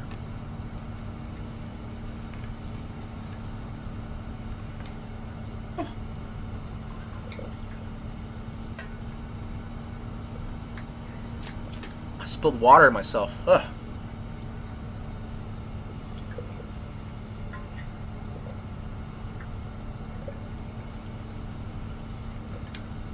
Hydration is key, ladies and gentlemen. Make sure you hydrate all the time. Especially being in the gym and working out. Doing a lot of that over the winter break, by the way. Great place to be. Power Shop Gym. Good time. Obviously have to wipe everything down after you use it. Like, more than usual. Obviously with the current situation that we are in, gotta do what you gotta do. Wear a mask and everything, so. But, yeah, nothing wrong with that. Cool with it. Me and my buddies gonna have a competition coming in May. Going to see who can lift the most. I think we're doing 3 events: bench press, squat, deadlift. It's gonna sound pathetic, but I mean what? We're probably gonna be, maybe at most, gonna be deadlifting like 300 pounds or something like that, and bench pressing. I'm trying to get 315 pounds for my bench, especially coming up in May. I'm trying to get that up, but obviously right now a lot of the stuff that I'm doing isn't really like strength. I guess it's strength, but a lot of it's almost cardio work. A lot of low weight, high volume, or low weight, high rep workouts. So yeah, it's fun in a certain way, in a sense that when you go to the gym, you feel really good afterwards. You feel sore. You do all that stuff, and yeah, it feels nice. But at the same time, going to the gym and going, oh my god, I got to do like 20 reps of curls or bench press or something like that, and it's just like, dude, I have to do 15 of these. Like, it sucks. But it's better than I mean, for you know, being in the military and all that stuff, like PT tests. Obviously, a lot of it's gonna be quantity, not like, you know. I mean, with the new PT test, you can kind of get away with, not get away, but with a deadlift, I mean, it's only 3 reps, and the max you can get is 340 pounds on that, so it's pretty easy. I mean, for me at least. So, but yeah, those of you guys tuning in, if you guys, yeah, what do you guys think? What do you guys think for those of you tuning in about, you know, with the military tests? You guys got any opinions on it? If not, that's cool too. I don't see a lot of people tuning in on this one, but yeah.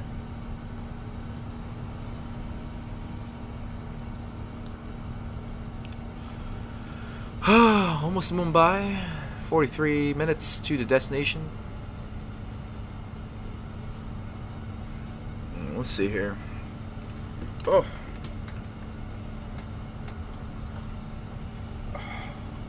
Get my legs. I think, what am I doing next? For my next workout. Let's see it. Back, shoulders, lower back and quad legs. Oof. Oh no. Chin-ups. So we're gonna start with. That's gonna be fun.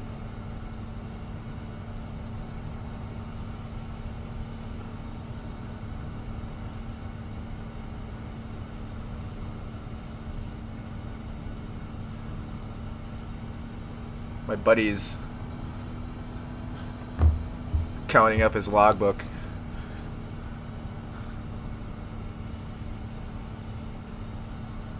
Whatnot. Let me see here.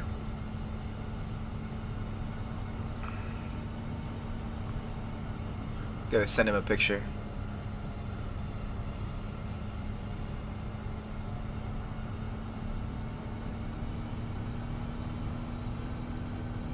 Oh, you guys gotta check this out. My girl got me this sweet phone case. You guys can see this.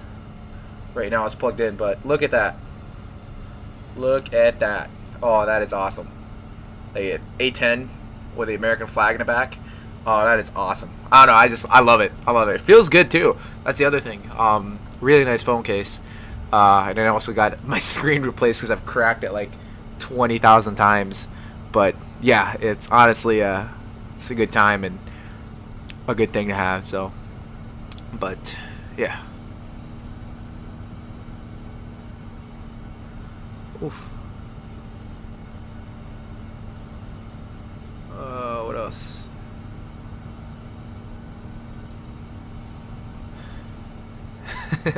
Boeing acrobatics. Honestly, kind of thinking about that now. I'm just like, oh my gosh, wonder how that would be. Doing Boeing acrobatics. Don't get me wrong, it'd be interesting to kind of see. So, I'm kind of curious about it too.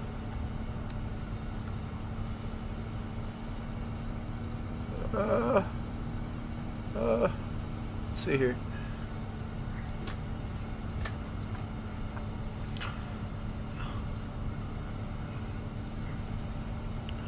About 5 o'clock local time.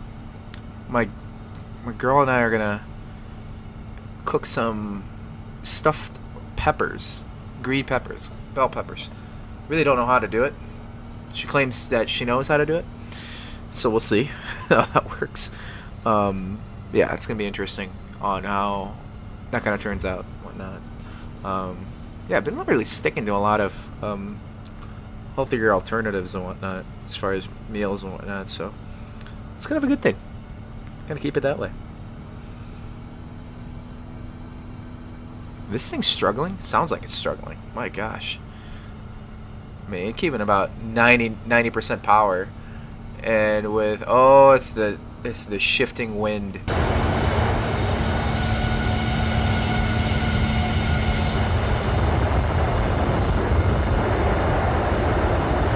It's the shifting wind. So let's take a look here. You guys can kind of see in our compass roads, the winds have now shifted and increased by 102 knots from the right. So a lot of good stuff there. 100 nautical miles in. Right now we're 200, like you guys can see, 246 miles or 248 miles to our next destination. Or 245, sorry, 245 nautical miles to our next destination, which is Xulu. 240, or I'm sorry, at about 100, and let's do 120, no, 110. We're gonna go ahead and start our descent down to 12,000 feet to Xulu. I think that's, hold on, really quick.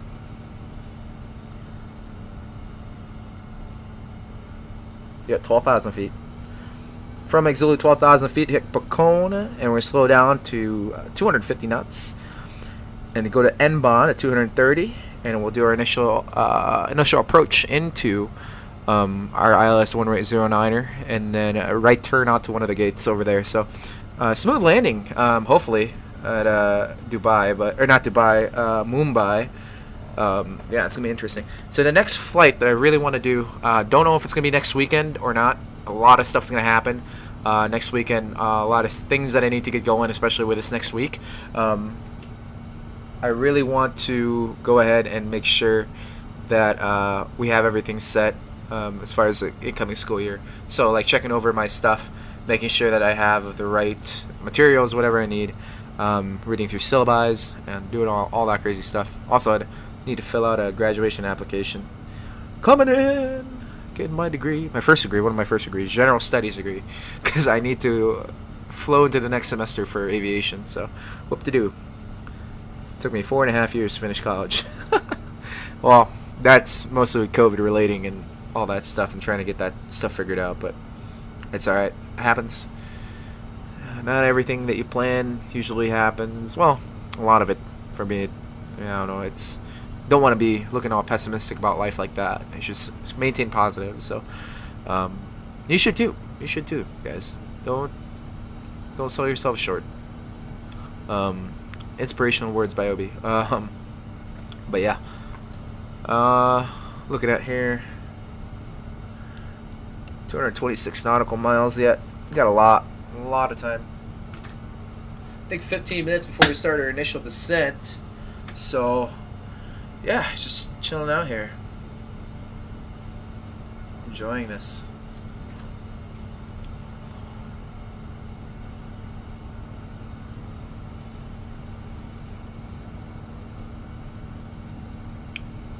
I'm going to go ahead and step away for just a moment. Go say hi to Miranda really quick in the living room and whatnot. So we'll be right back, but expect to be landing in just about 36 minutes. Be landing in Mumbai.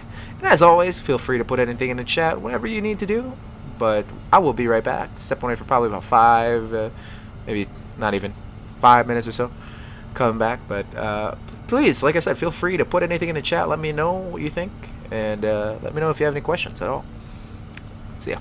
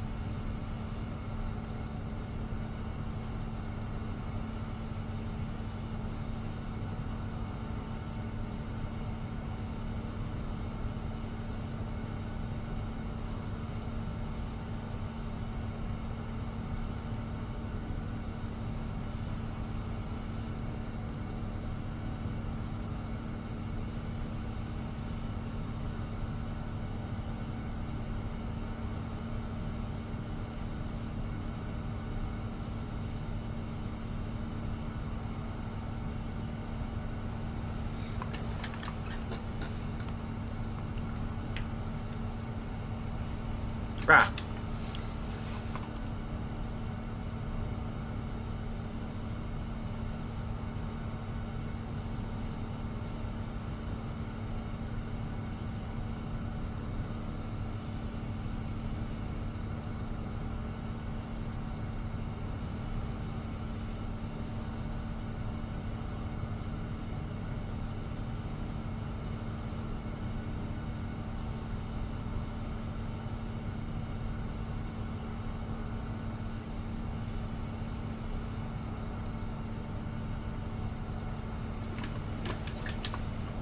So, I got a little hungry before dinner. This is what I eat now.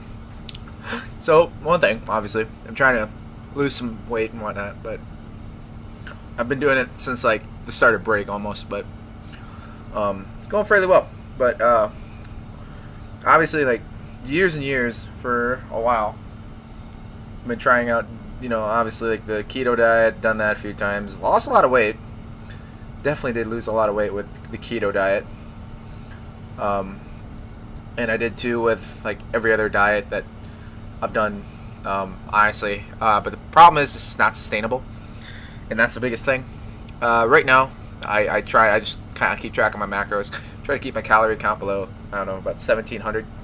Because with my body, according to all the calculators I tried, 1,700 is the calorie intake, or 2,700 is the calories I burn, you know, usually in a day, and that's being sedentary. I think not 2,700, probably like around 2,000 some. So I kind of want to make a 500 calorie deficit, try to lose all that weight, and it's been working. It's been going fairly well.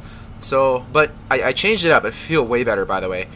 Keep track of your macros, keeping a low fat meal, keeping your proteins up. And you get filled up like way quicker. So a lot of times I'll just eat, which is good with me.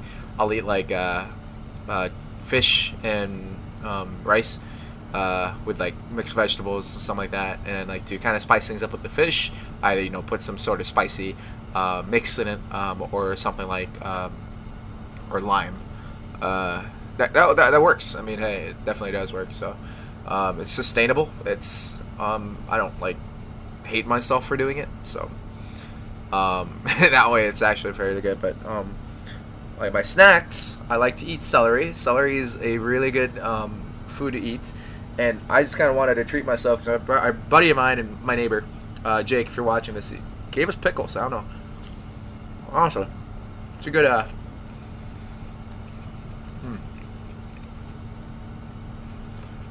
some of you ASMR people out there going, ooh, that's good stuff. Oh my god, we gotta descend.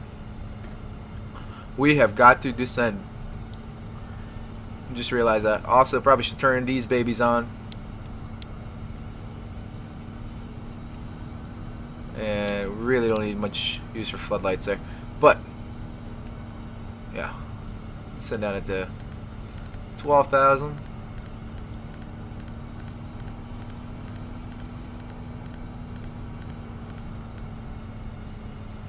And with the vertical speed that we're going at right now, probably be smart too. Hold on, let me see.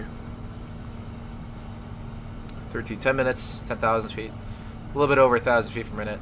So get that half in about 15 spot. Let's do 1,800 feet per minute descent. And then we're gonna switch this up to 280.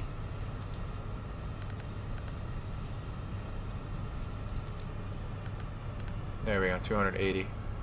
So slowing down a lot. And I'm hearing the engine's kind of turned down too a little. And I hope, yeah, it's fine. Monitoring. Very good. And I got some peanut butter too on here, so I'm gonna go ahead and eat that. It'll be a fun time. ASMR channel. Get to listen to me crunch on some.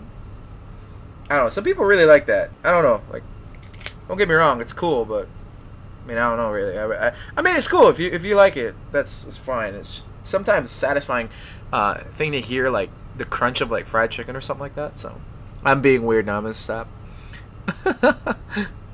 But yeah, let's go eat some of the celery. Oof. Hold on, hold on. Let me just do one. Dip it in peanut butter. Just there you go. Yeah.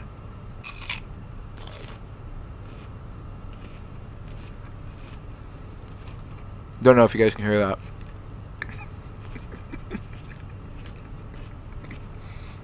This is good stuff, by the way. Seriously though.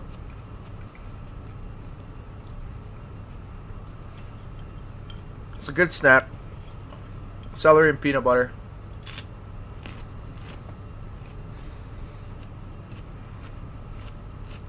Mmm. 5 out of 5.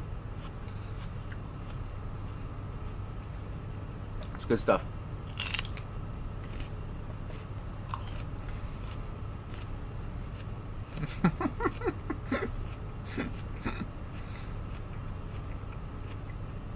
I think it's funny. I don't know if you guys can actually hear that, but just me crunching on this celery. I gotta see that. Hold on. I gotta see the audio levels on here. Oh yeah, there we go. I gotta tune to OBS. Okay. Hold on.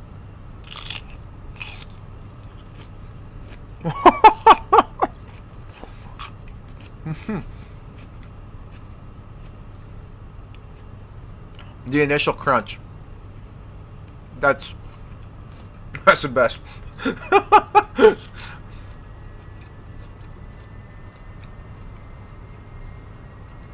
Never thought I've ever like start eating in front of camera, doing ASMR stuff. I mean, that's not what I'm trying to do. I mean, right now it is, and it's funny, but.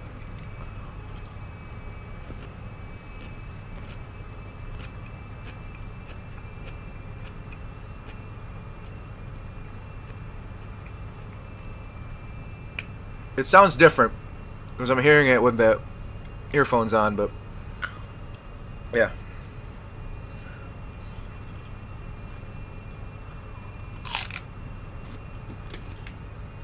Alright. That's enough for food for now.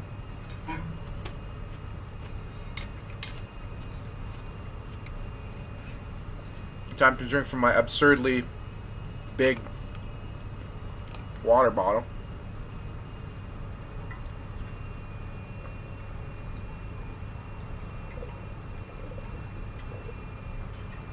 Should be landing in about 10 minutes or so.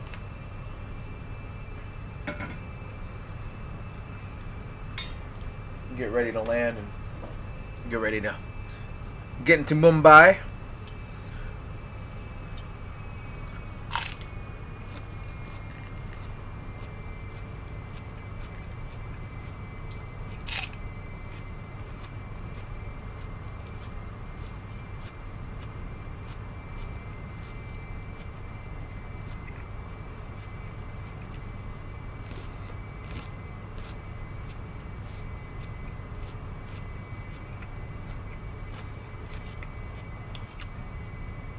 Let me know if you like the ASMR stuff. I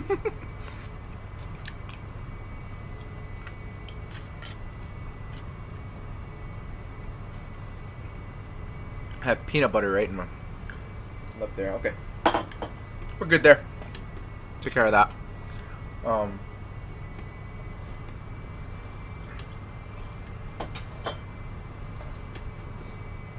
Put it over there so we get ready to do our landing. Alright. Alright, let's see. It's getting dark out. Like, quickly. Funny enough, I sync the timing with the what it is down here. So, it's getting dark outside, getting dark in the game. Definitely a good time here. So, I'm going to turn the light down here. Also, kind of want to shuffle through these lights. There we go. I don't like one of them. There you go. This one's got a little bit of yellow on it, so a little bit more natural. You guys can see like the blue light shining from my computer back here. It's just beaming a whole freaking laser. That's crazy. Beep beep beep. New Year's resolution: fly all OTS exams. Help balance. Oh, there's somebody in Canada.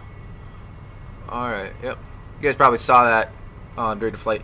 So somebody usually, when they're taking like their exam or something like that, they broadcast it out telling people, hey, you should go over here. But like I said, I'm trying to fly it, you know, connection to connection. So it's a really cool thing. Also, I really want to do this. I want to make a highlight. And it's a complete progression of like everything that's happening. Cool stuff that's happened, especially with like essentially stream highlights for like my flight around the world. Because I think I'm expecting to do after the Mumbai flight. So this is a Mumbai flight. We're in India, almost halfway. You know, I think the next one it's gonna be. I still don't know. I thought about doing Singapore, but I mean, I really don't know. For sure, though, one of these days, I'm planning on stopping by Manila. Being Filipino and all, I have to stop. I have to stop at the mainland, right? So, really excited to try that out. And funny enough, I was thrown into the wolves. So I tell you guys a story. So my very first, I'm talking very first, right?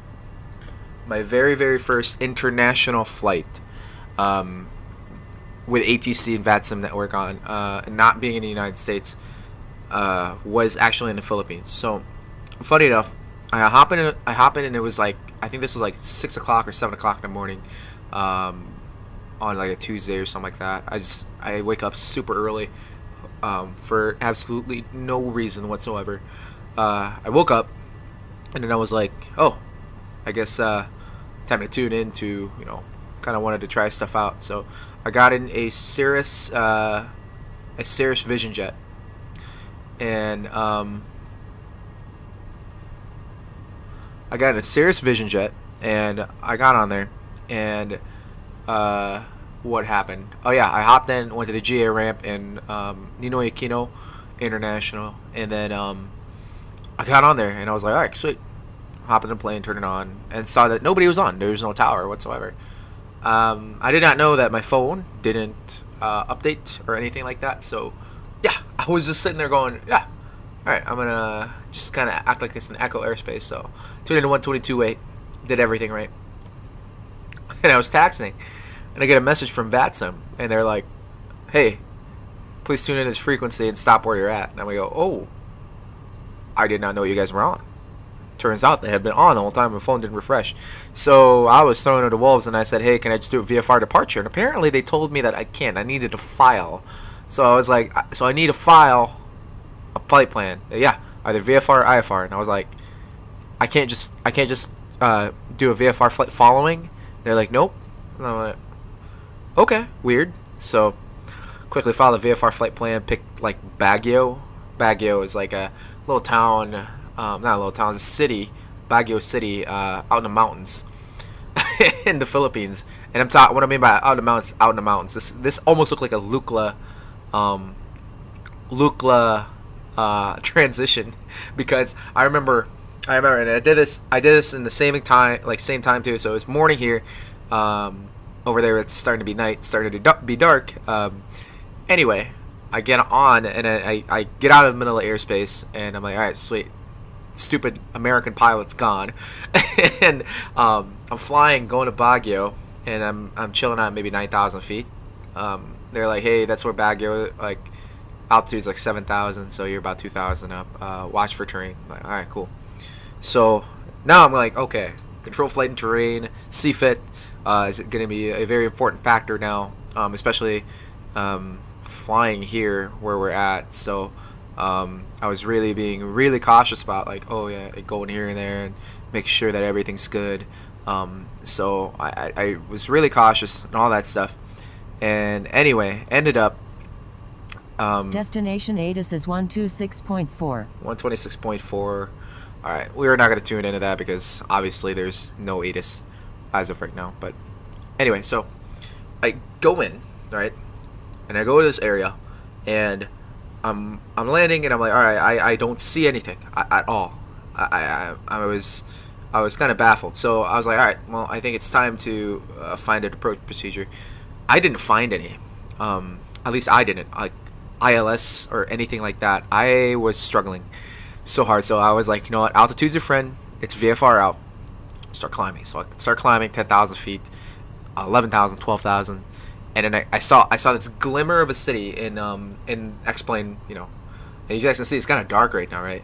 I just saw this glimmer light of a city, so I was like, oh, there it is.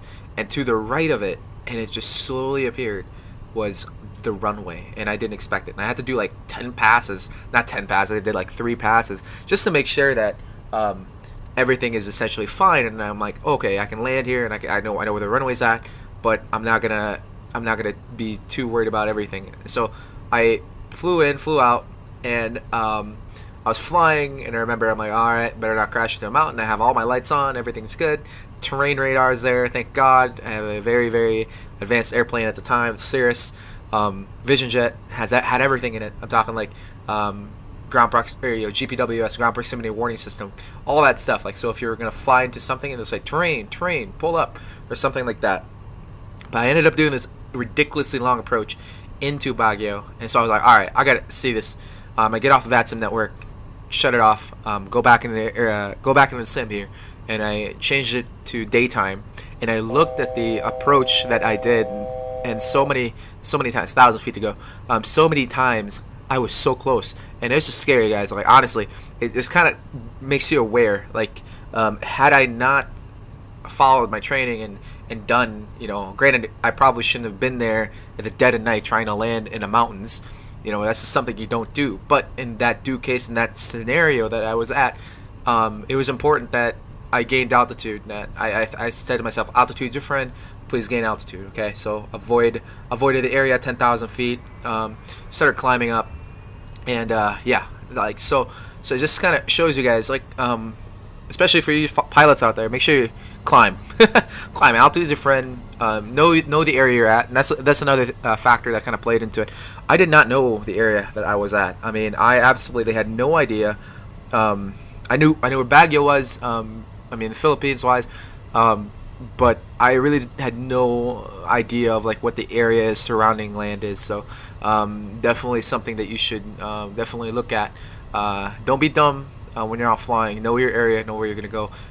In this case, like, you know, I was just kind of doing an impromptu flight. I really wasn't trying to do anything. I was actually just trying to do touch and goes in NAIA, Ninoy Aquino International Airport.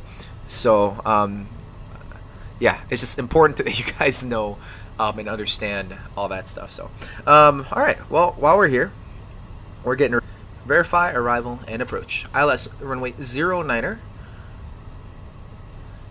Navrat, click on that. 09er, 090. That's set and ready to go. Alright, legs out, Pocone, everything's set.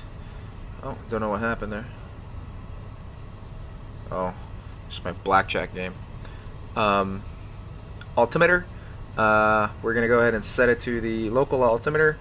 I think it's 1010 for VABB. It's got IFR. Turn that on so you guys don't have to. 1 statute mile visibility. Oh my god, guys, we have to do an auto landing in here. Let's see here. This is, I mean, this is already have to like have been tracking. There it is.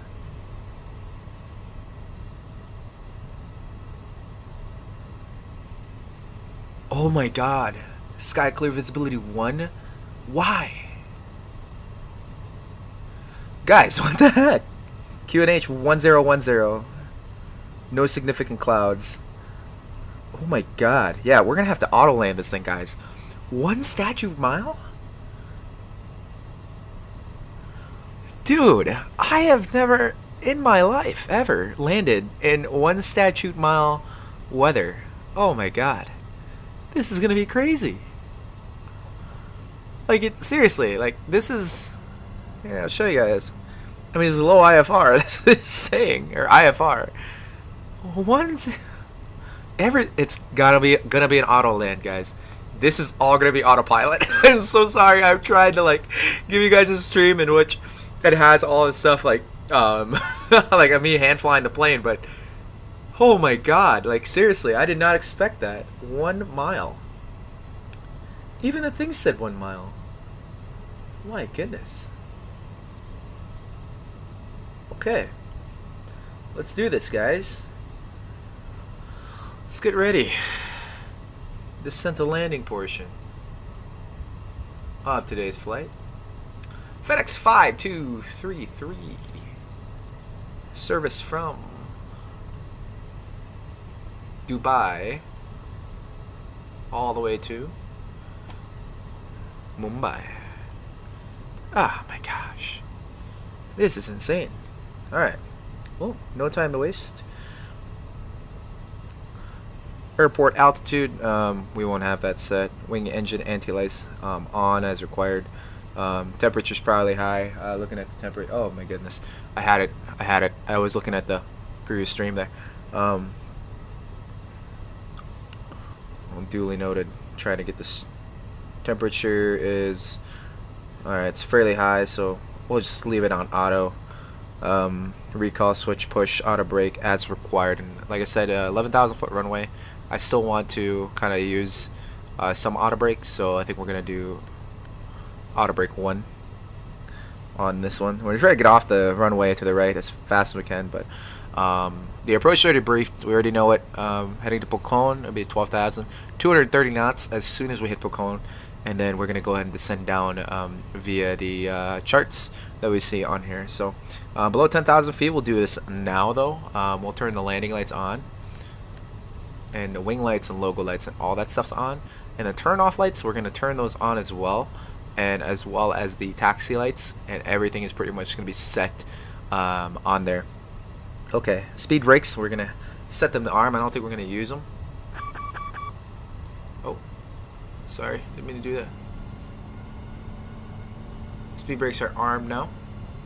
Okay, seatbelt signs are on. Okay, final approach. Flaps slower on schedule. Gear within 20 nautical miles of the airport. We'll lower that as we have flight profile. What we're going to be doing, all that stuff. So, index approach. All right, so looks like our approach speed is going to be 142 knots. 158, 25, 158 at 20. Everything else will just kind of follow on schedule with a maximum. But yes, that is the plan for our approach. And right now we're going to be over Pocone to Bravo. Okay, we're going to tune in and alert the area traffic. Get ready. Mumbai traffic, FedEx 5233, would you? Flight level 120. Gonna send down to flight level 110 to inbound on the Pocone to Bravo arrival, and inbound for the ILS runway 09er, Mumbai. Alright, sweet. We're ready.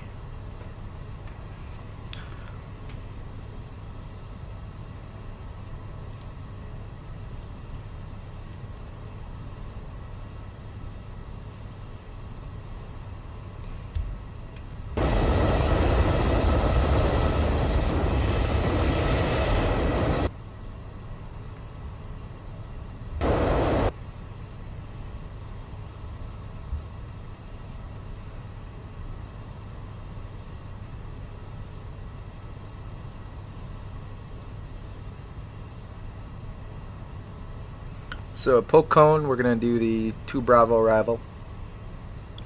11,000 on the altitude there.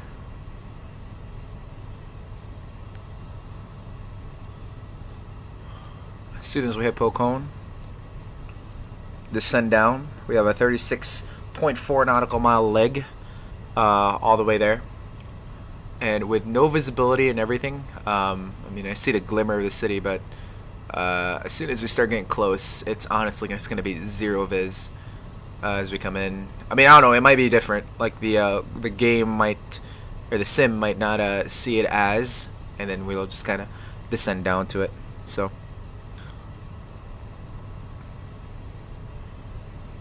fairly well so far, guys.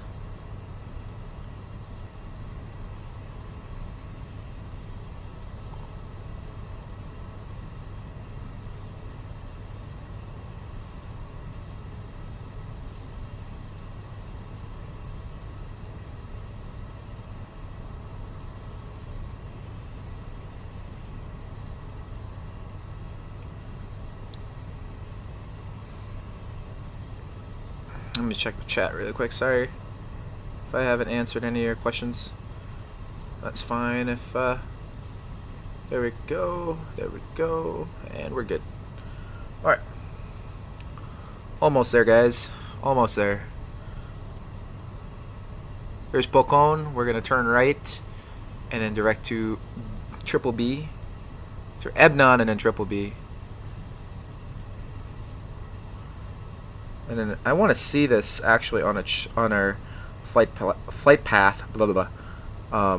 Because right now I'm gonna have this edit, VABB procedures, and then approach ILS 09er, and then to Triple B, and add route.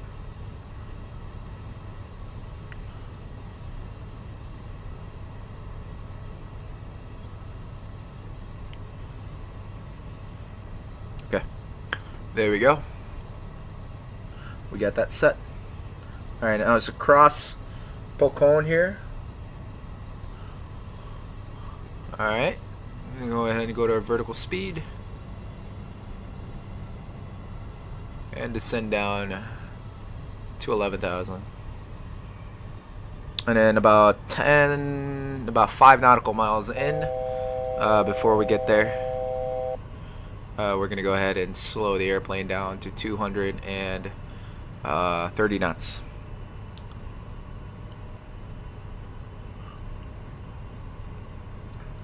Mumbai traffic, FedEx 5233, right over Pocon, headed to Nbon for the ILS runway 09 in Mumbai on the Triple B initial approach fix. Also 11,200, descending down 11,000 to Mumbai. Gotta talk.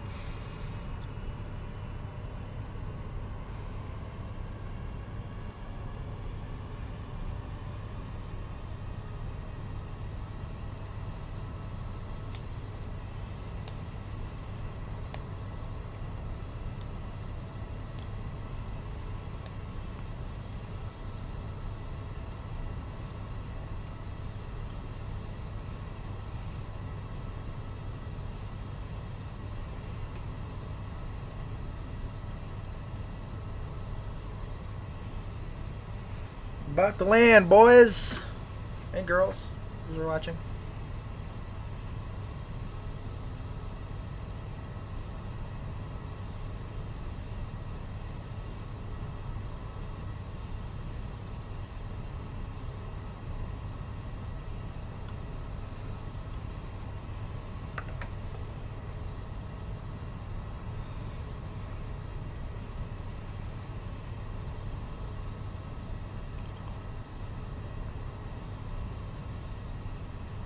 Doing fairly well here. Well, you can see it, I guess. The game's not tracking it yet. You can still see the lights of the city. I mean, nonetheless, I'm going to be very cautious about this thing, so.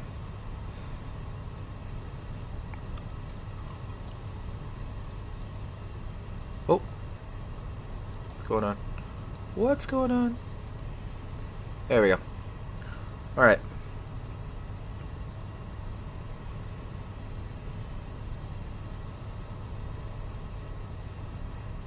Got my initial approach. Triple B. And go on here. Couple legs. Triple B. Foxtrot. IO9 intercept to the airport.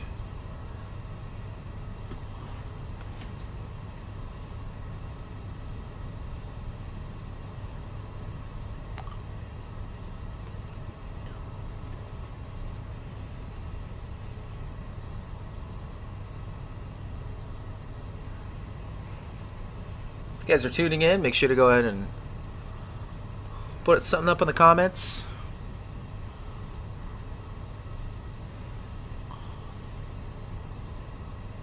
So obviously, the plan is, I think this is what the plan is going to be. We're going to be flying from Dubai to Manila, and Manila to Tokyo, and Tokyo to Los Angeles, back in the United States again, Los Angeles into Minneapolis, or Denver, Los Angeles to Denver, and Denver to let's do Sioux Falls, or no, it has to be Denver to Minneapolis, Minneapolis to Sioux Falls, and then finally for the last leg we're gonna get in a 172 and fly from Sioux Falls, South Dakota, back to Brookings on 1956 Victor. It's my favorite plane that we use. Everybody usually has that one plane that you like to use, you know, especially with flight training and all that stuff. So at least I do. I mean, I don't know, I do. So completely looked weird there with my arms just ready to go there. That's fine. All right. Okay. I think we're almost there. Get my hair out of the way there.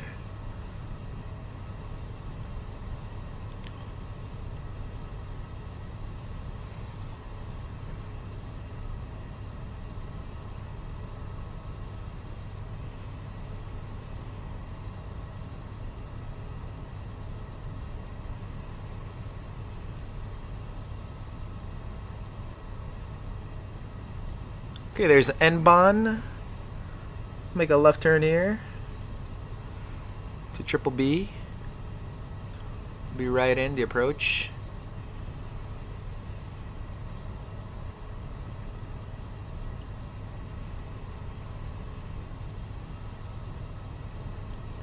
And we're going to send down to 4,000 on our way to Triple B. 230 knots. 5 miles in, just like I said. So we're slowing down to 230 knots now. And we're going to get our QNH here. And click it off standard. 1010.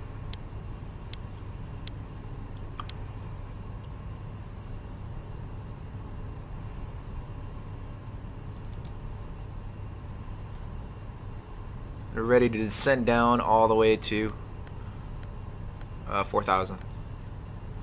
So there's N-Bon, 2.5 miles out. Be at 230 knots. Slow down here. We're supposed to be at 11,000, but we're just gonna go ahead and clear ourselves all the way down. Nobody's really around, so it should be fine. Okay, our ILS course, DME 31 nautical miles. That's kind of what it has. So flight change, toga, hold. Okay, localizer, approach. We'll turn those on as soon as we're ready. We're gonna put this back in our map here. Excuse me. 30-some nautical miles to Triple B. BBB.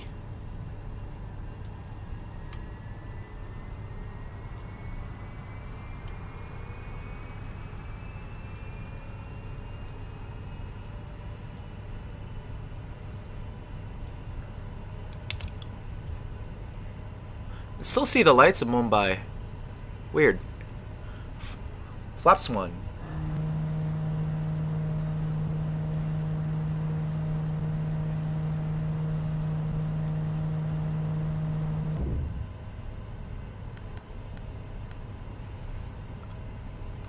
And continue down to flaps 5.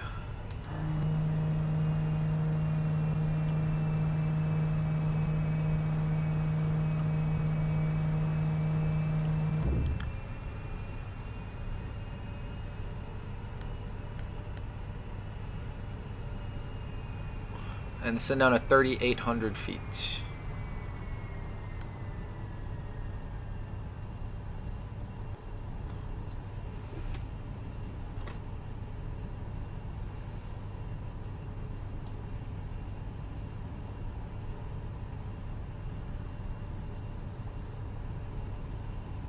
I think that's our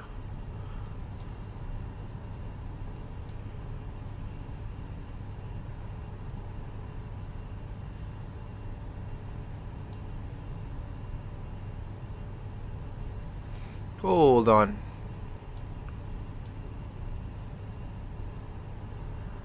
Do that.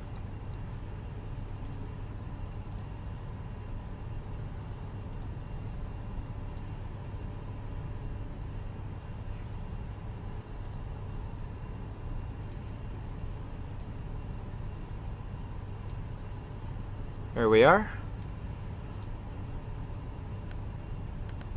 What our approach course?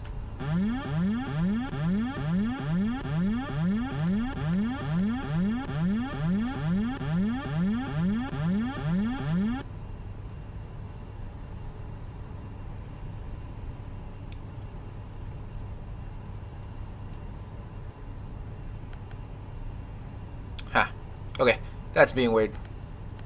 We're gonna go to our heading track. Oh my goodness. I hate it when this happens. There we go.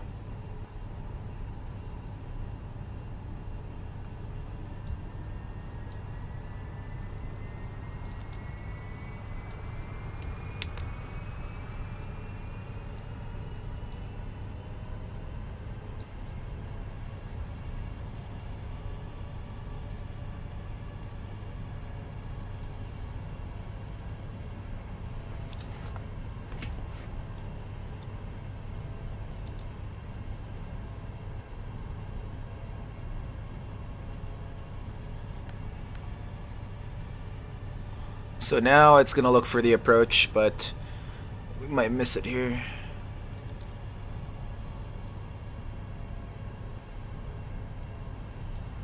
Especially if this thing becomes crazy.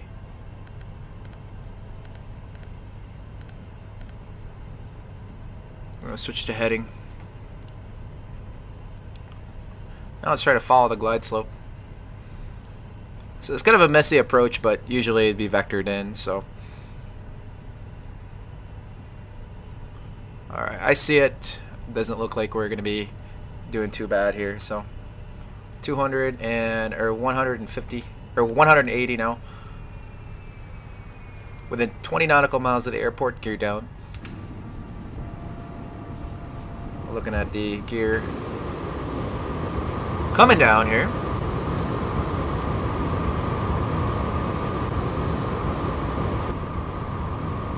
Alright, gears down. And verified. Alright, we got the glide slope. The students will see that thing coming in.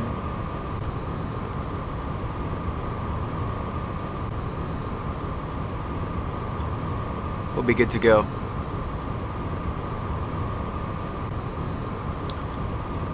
Mumbai traffic, FedEx 5233 and a 13-mile final, runway 09 on the ILS, Mumbai.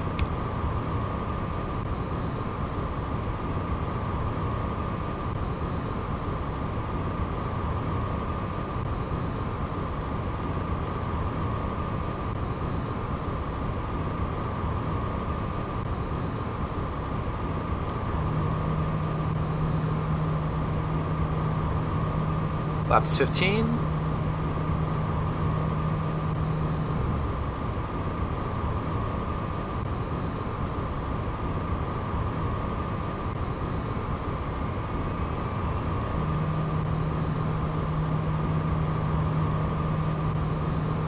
And I'm going to be flying it.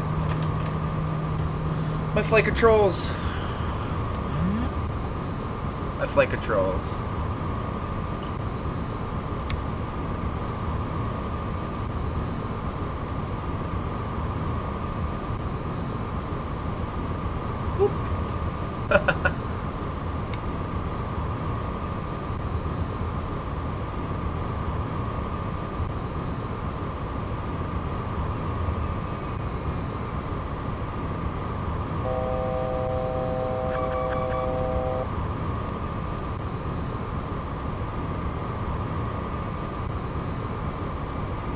Auto throttle disengaged.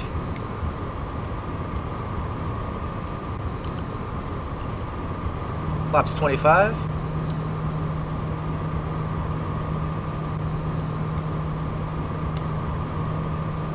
And And we've got ourselves lined up there, left to right. Glide slope should intercept right about now.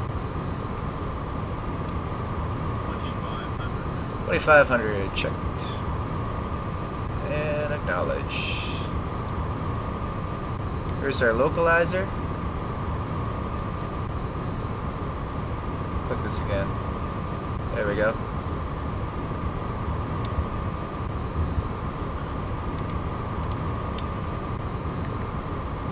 There it is. Picked it up. Alright, so much for 1 statute mile visibility. This looks to be pretty okay. We're trying to do about 145 knots on our landing. I'm adjusting the trim and doing everything in my power to try to keep this aircraft in the air. You don't ever want to get slow on heavies, especially this aircraft. It's just because then it's really hard to recover, as you can imagine. So, a lot of hand flying, which is good.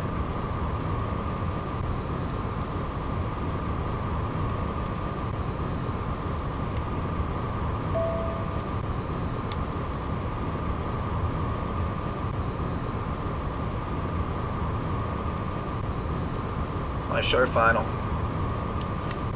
Mumbai traffic, FedEx 5233 on short final, runway 09 on ILS, Mumbai. Alright, doing fairly well here. Just a little bit to the right. That's completely fine. Stabilized approach.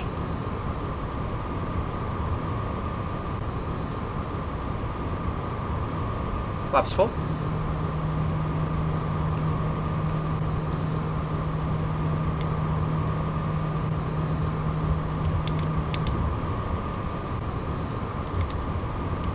Some buildings right by the approach. 500 check.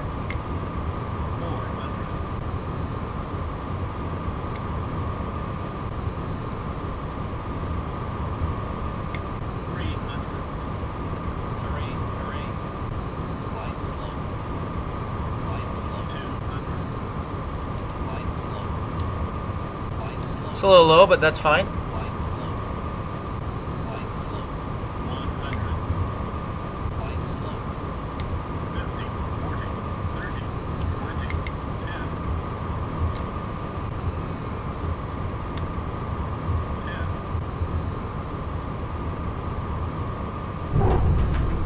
There's our landing.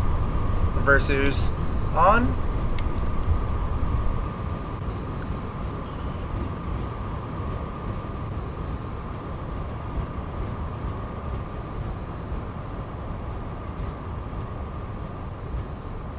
And 60.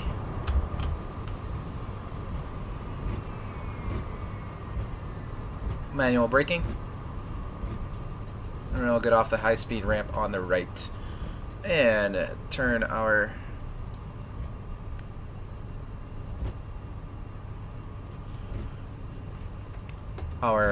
landing or our spoilers there. Looks like we're good. Turn our landing lights off and our strobes off as well as we get off this taxiway on the right here. Echo 1 is the taxiway we're gonna get off at. Trying to find the airport diagram really quick. Alright. Welcome to Mumbai, everybody. Hope you enjoyed the flight. Thanks for staying with me on this awesome flight.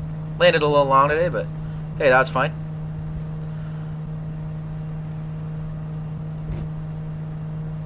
We're just gonna go to one of the hangars here, or one of the terminals there on the left.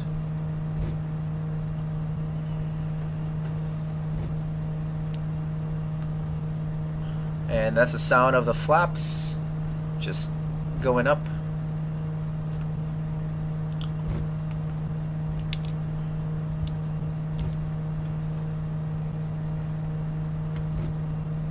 Continue down this taxiway, we'll make a left turn into one of the places down there, the aprons.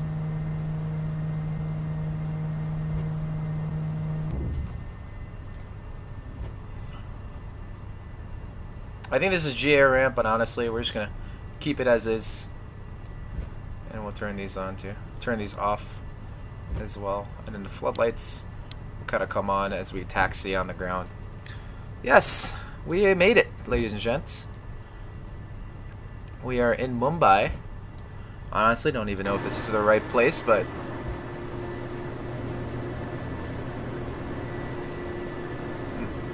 yeah, we're gonna call her good there.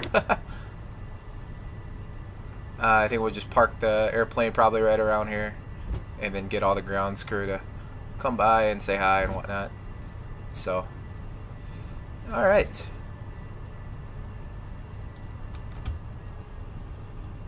And we're just gonna straighten her out, tell her to come over here. So, right here, turn left.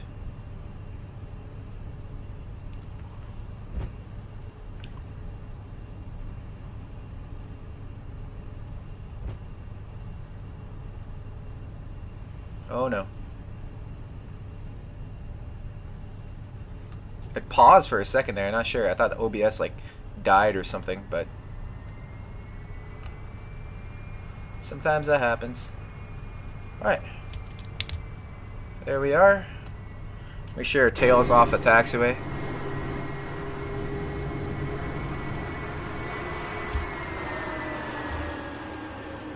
And we'll turn it off here. Alright, sweet. Got that there. After landing, landing lights, strobe lights, taxi lights on, APU selector switch set to on. We gotta turn our APU on. Make sure that's good. Put our brakes on. Alright, auto brakes are off, speed brakes are tractive, flaps up, TCAS set to standby. We're good where it's at. Shutdown, parking brakes set, taxi lights are off. And along with everything else, even our nav lights. Turn our logo on, beacon off. And seatbelt signs, engine fuel selectors are cut off. Make sure that we're good here. But this is going to come off. And that's how we turn off the engines. Alright. C1, C2, demand pump selection. These come off. And these come off as well. Alright, flight directors off, and APU selector switch on, and we'll leave it on. Alright, sweet. Welcome to Mumbai, everybody.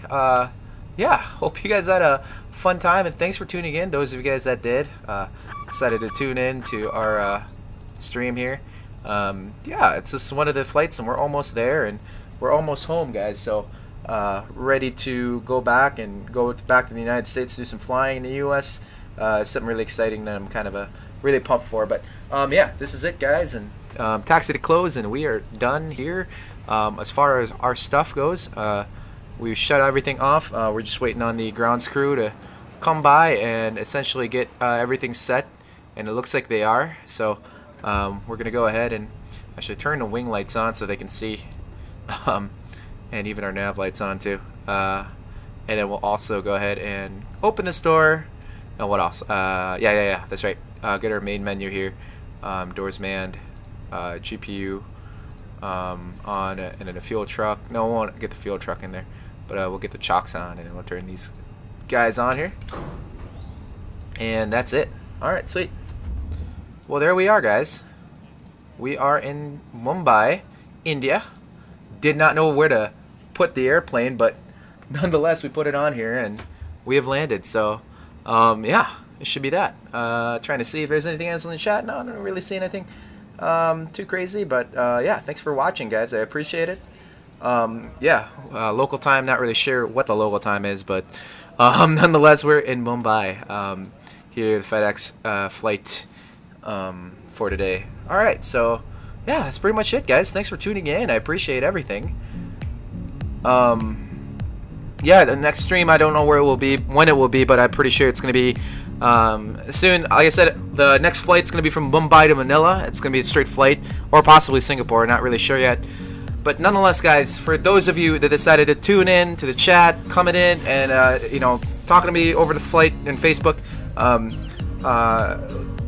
Lieutenant Colonel Sewell, thanks very much for tuning in. Appreciate you coming in. Mr. Daryl Green, Aaron Hudson, Colton, nice seeing you on there. Ed Foberg, thanks a lot. Appreciate it. And to also my girlfriend, I know she tuned into that. And everybody else that tuned in, thank you so much. Appreciate you guys doing that.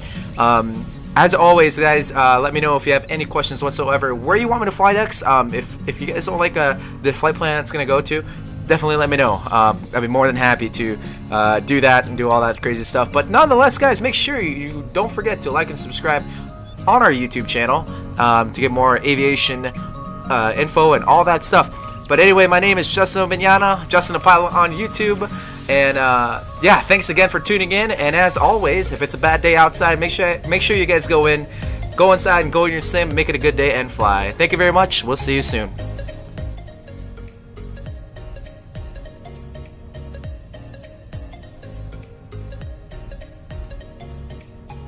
Bad day outside, make sure you guys go inside and go in your sim, make it a good day and fly. Thank you very much. We'll see you soon.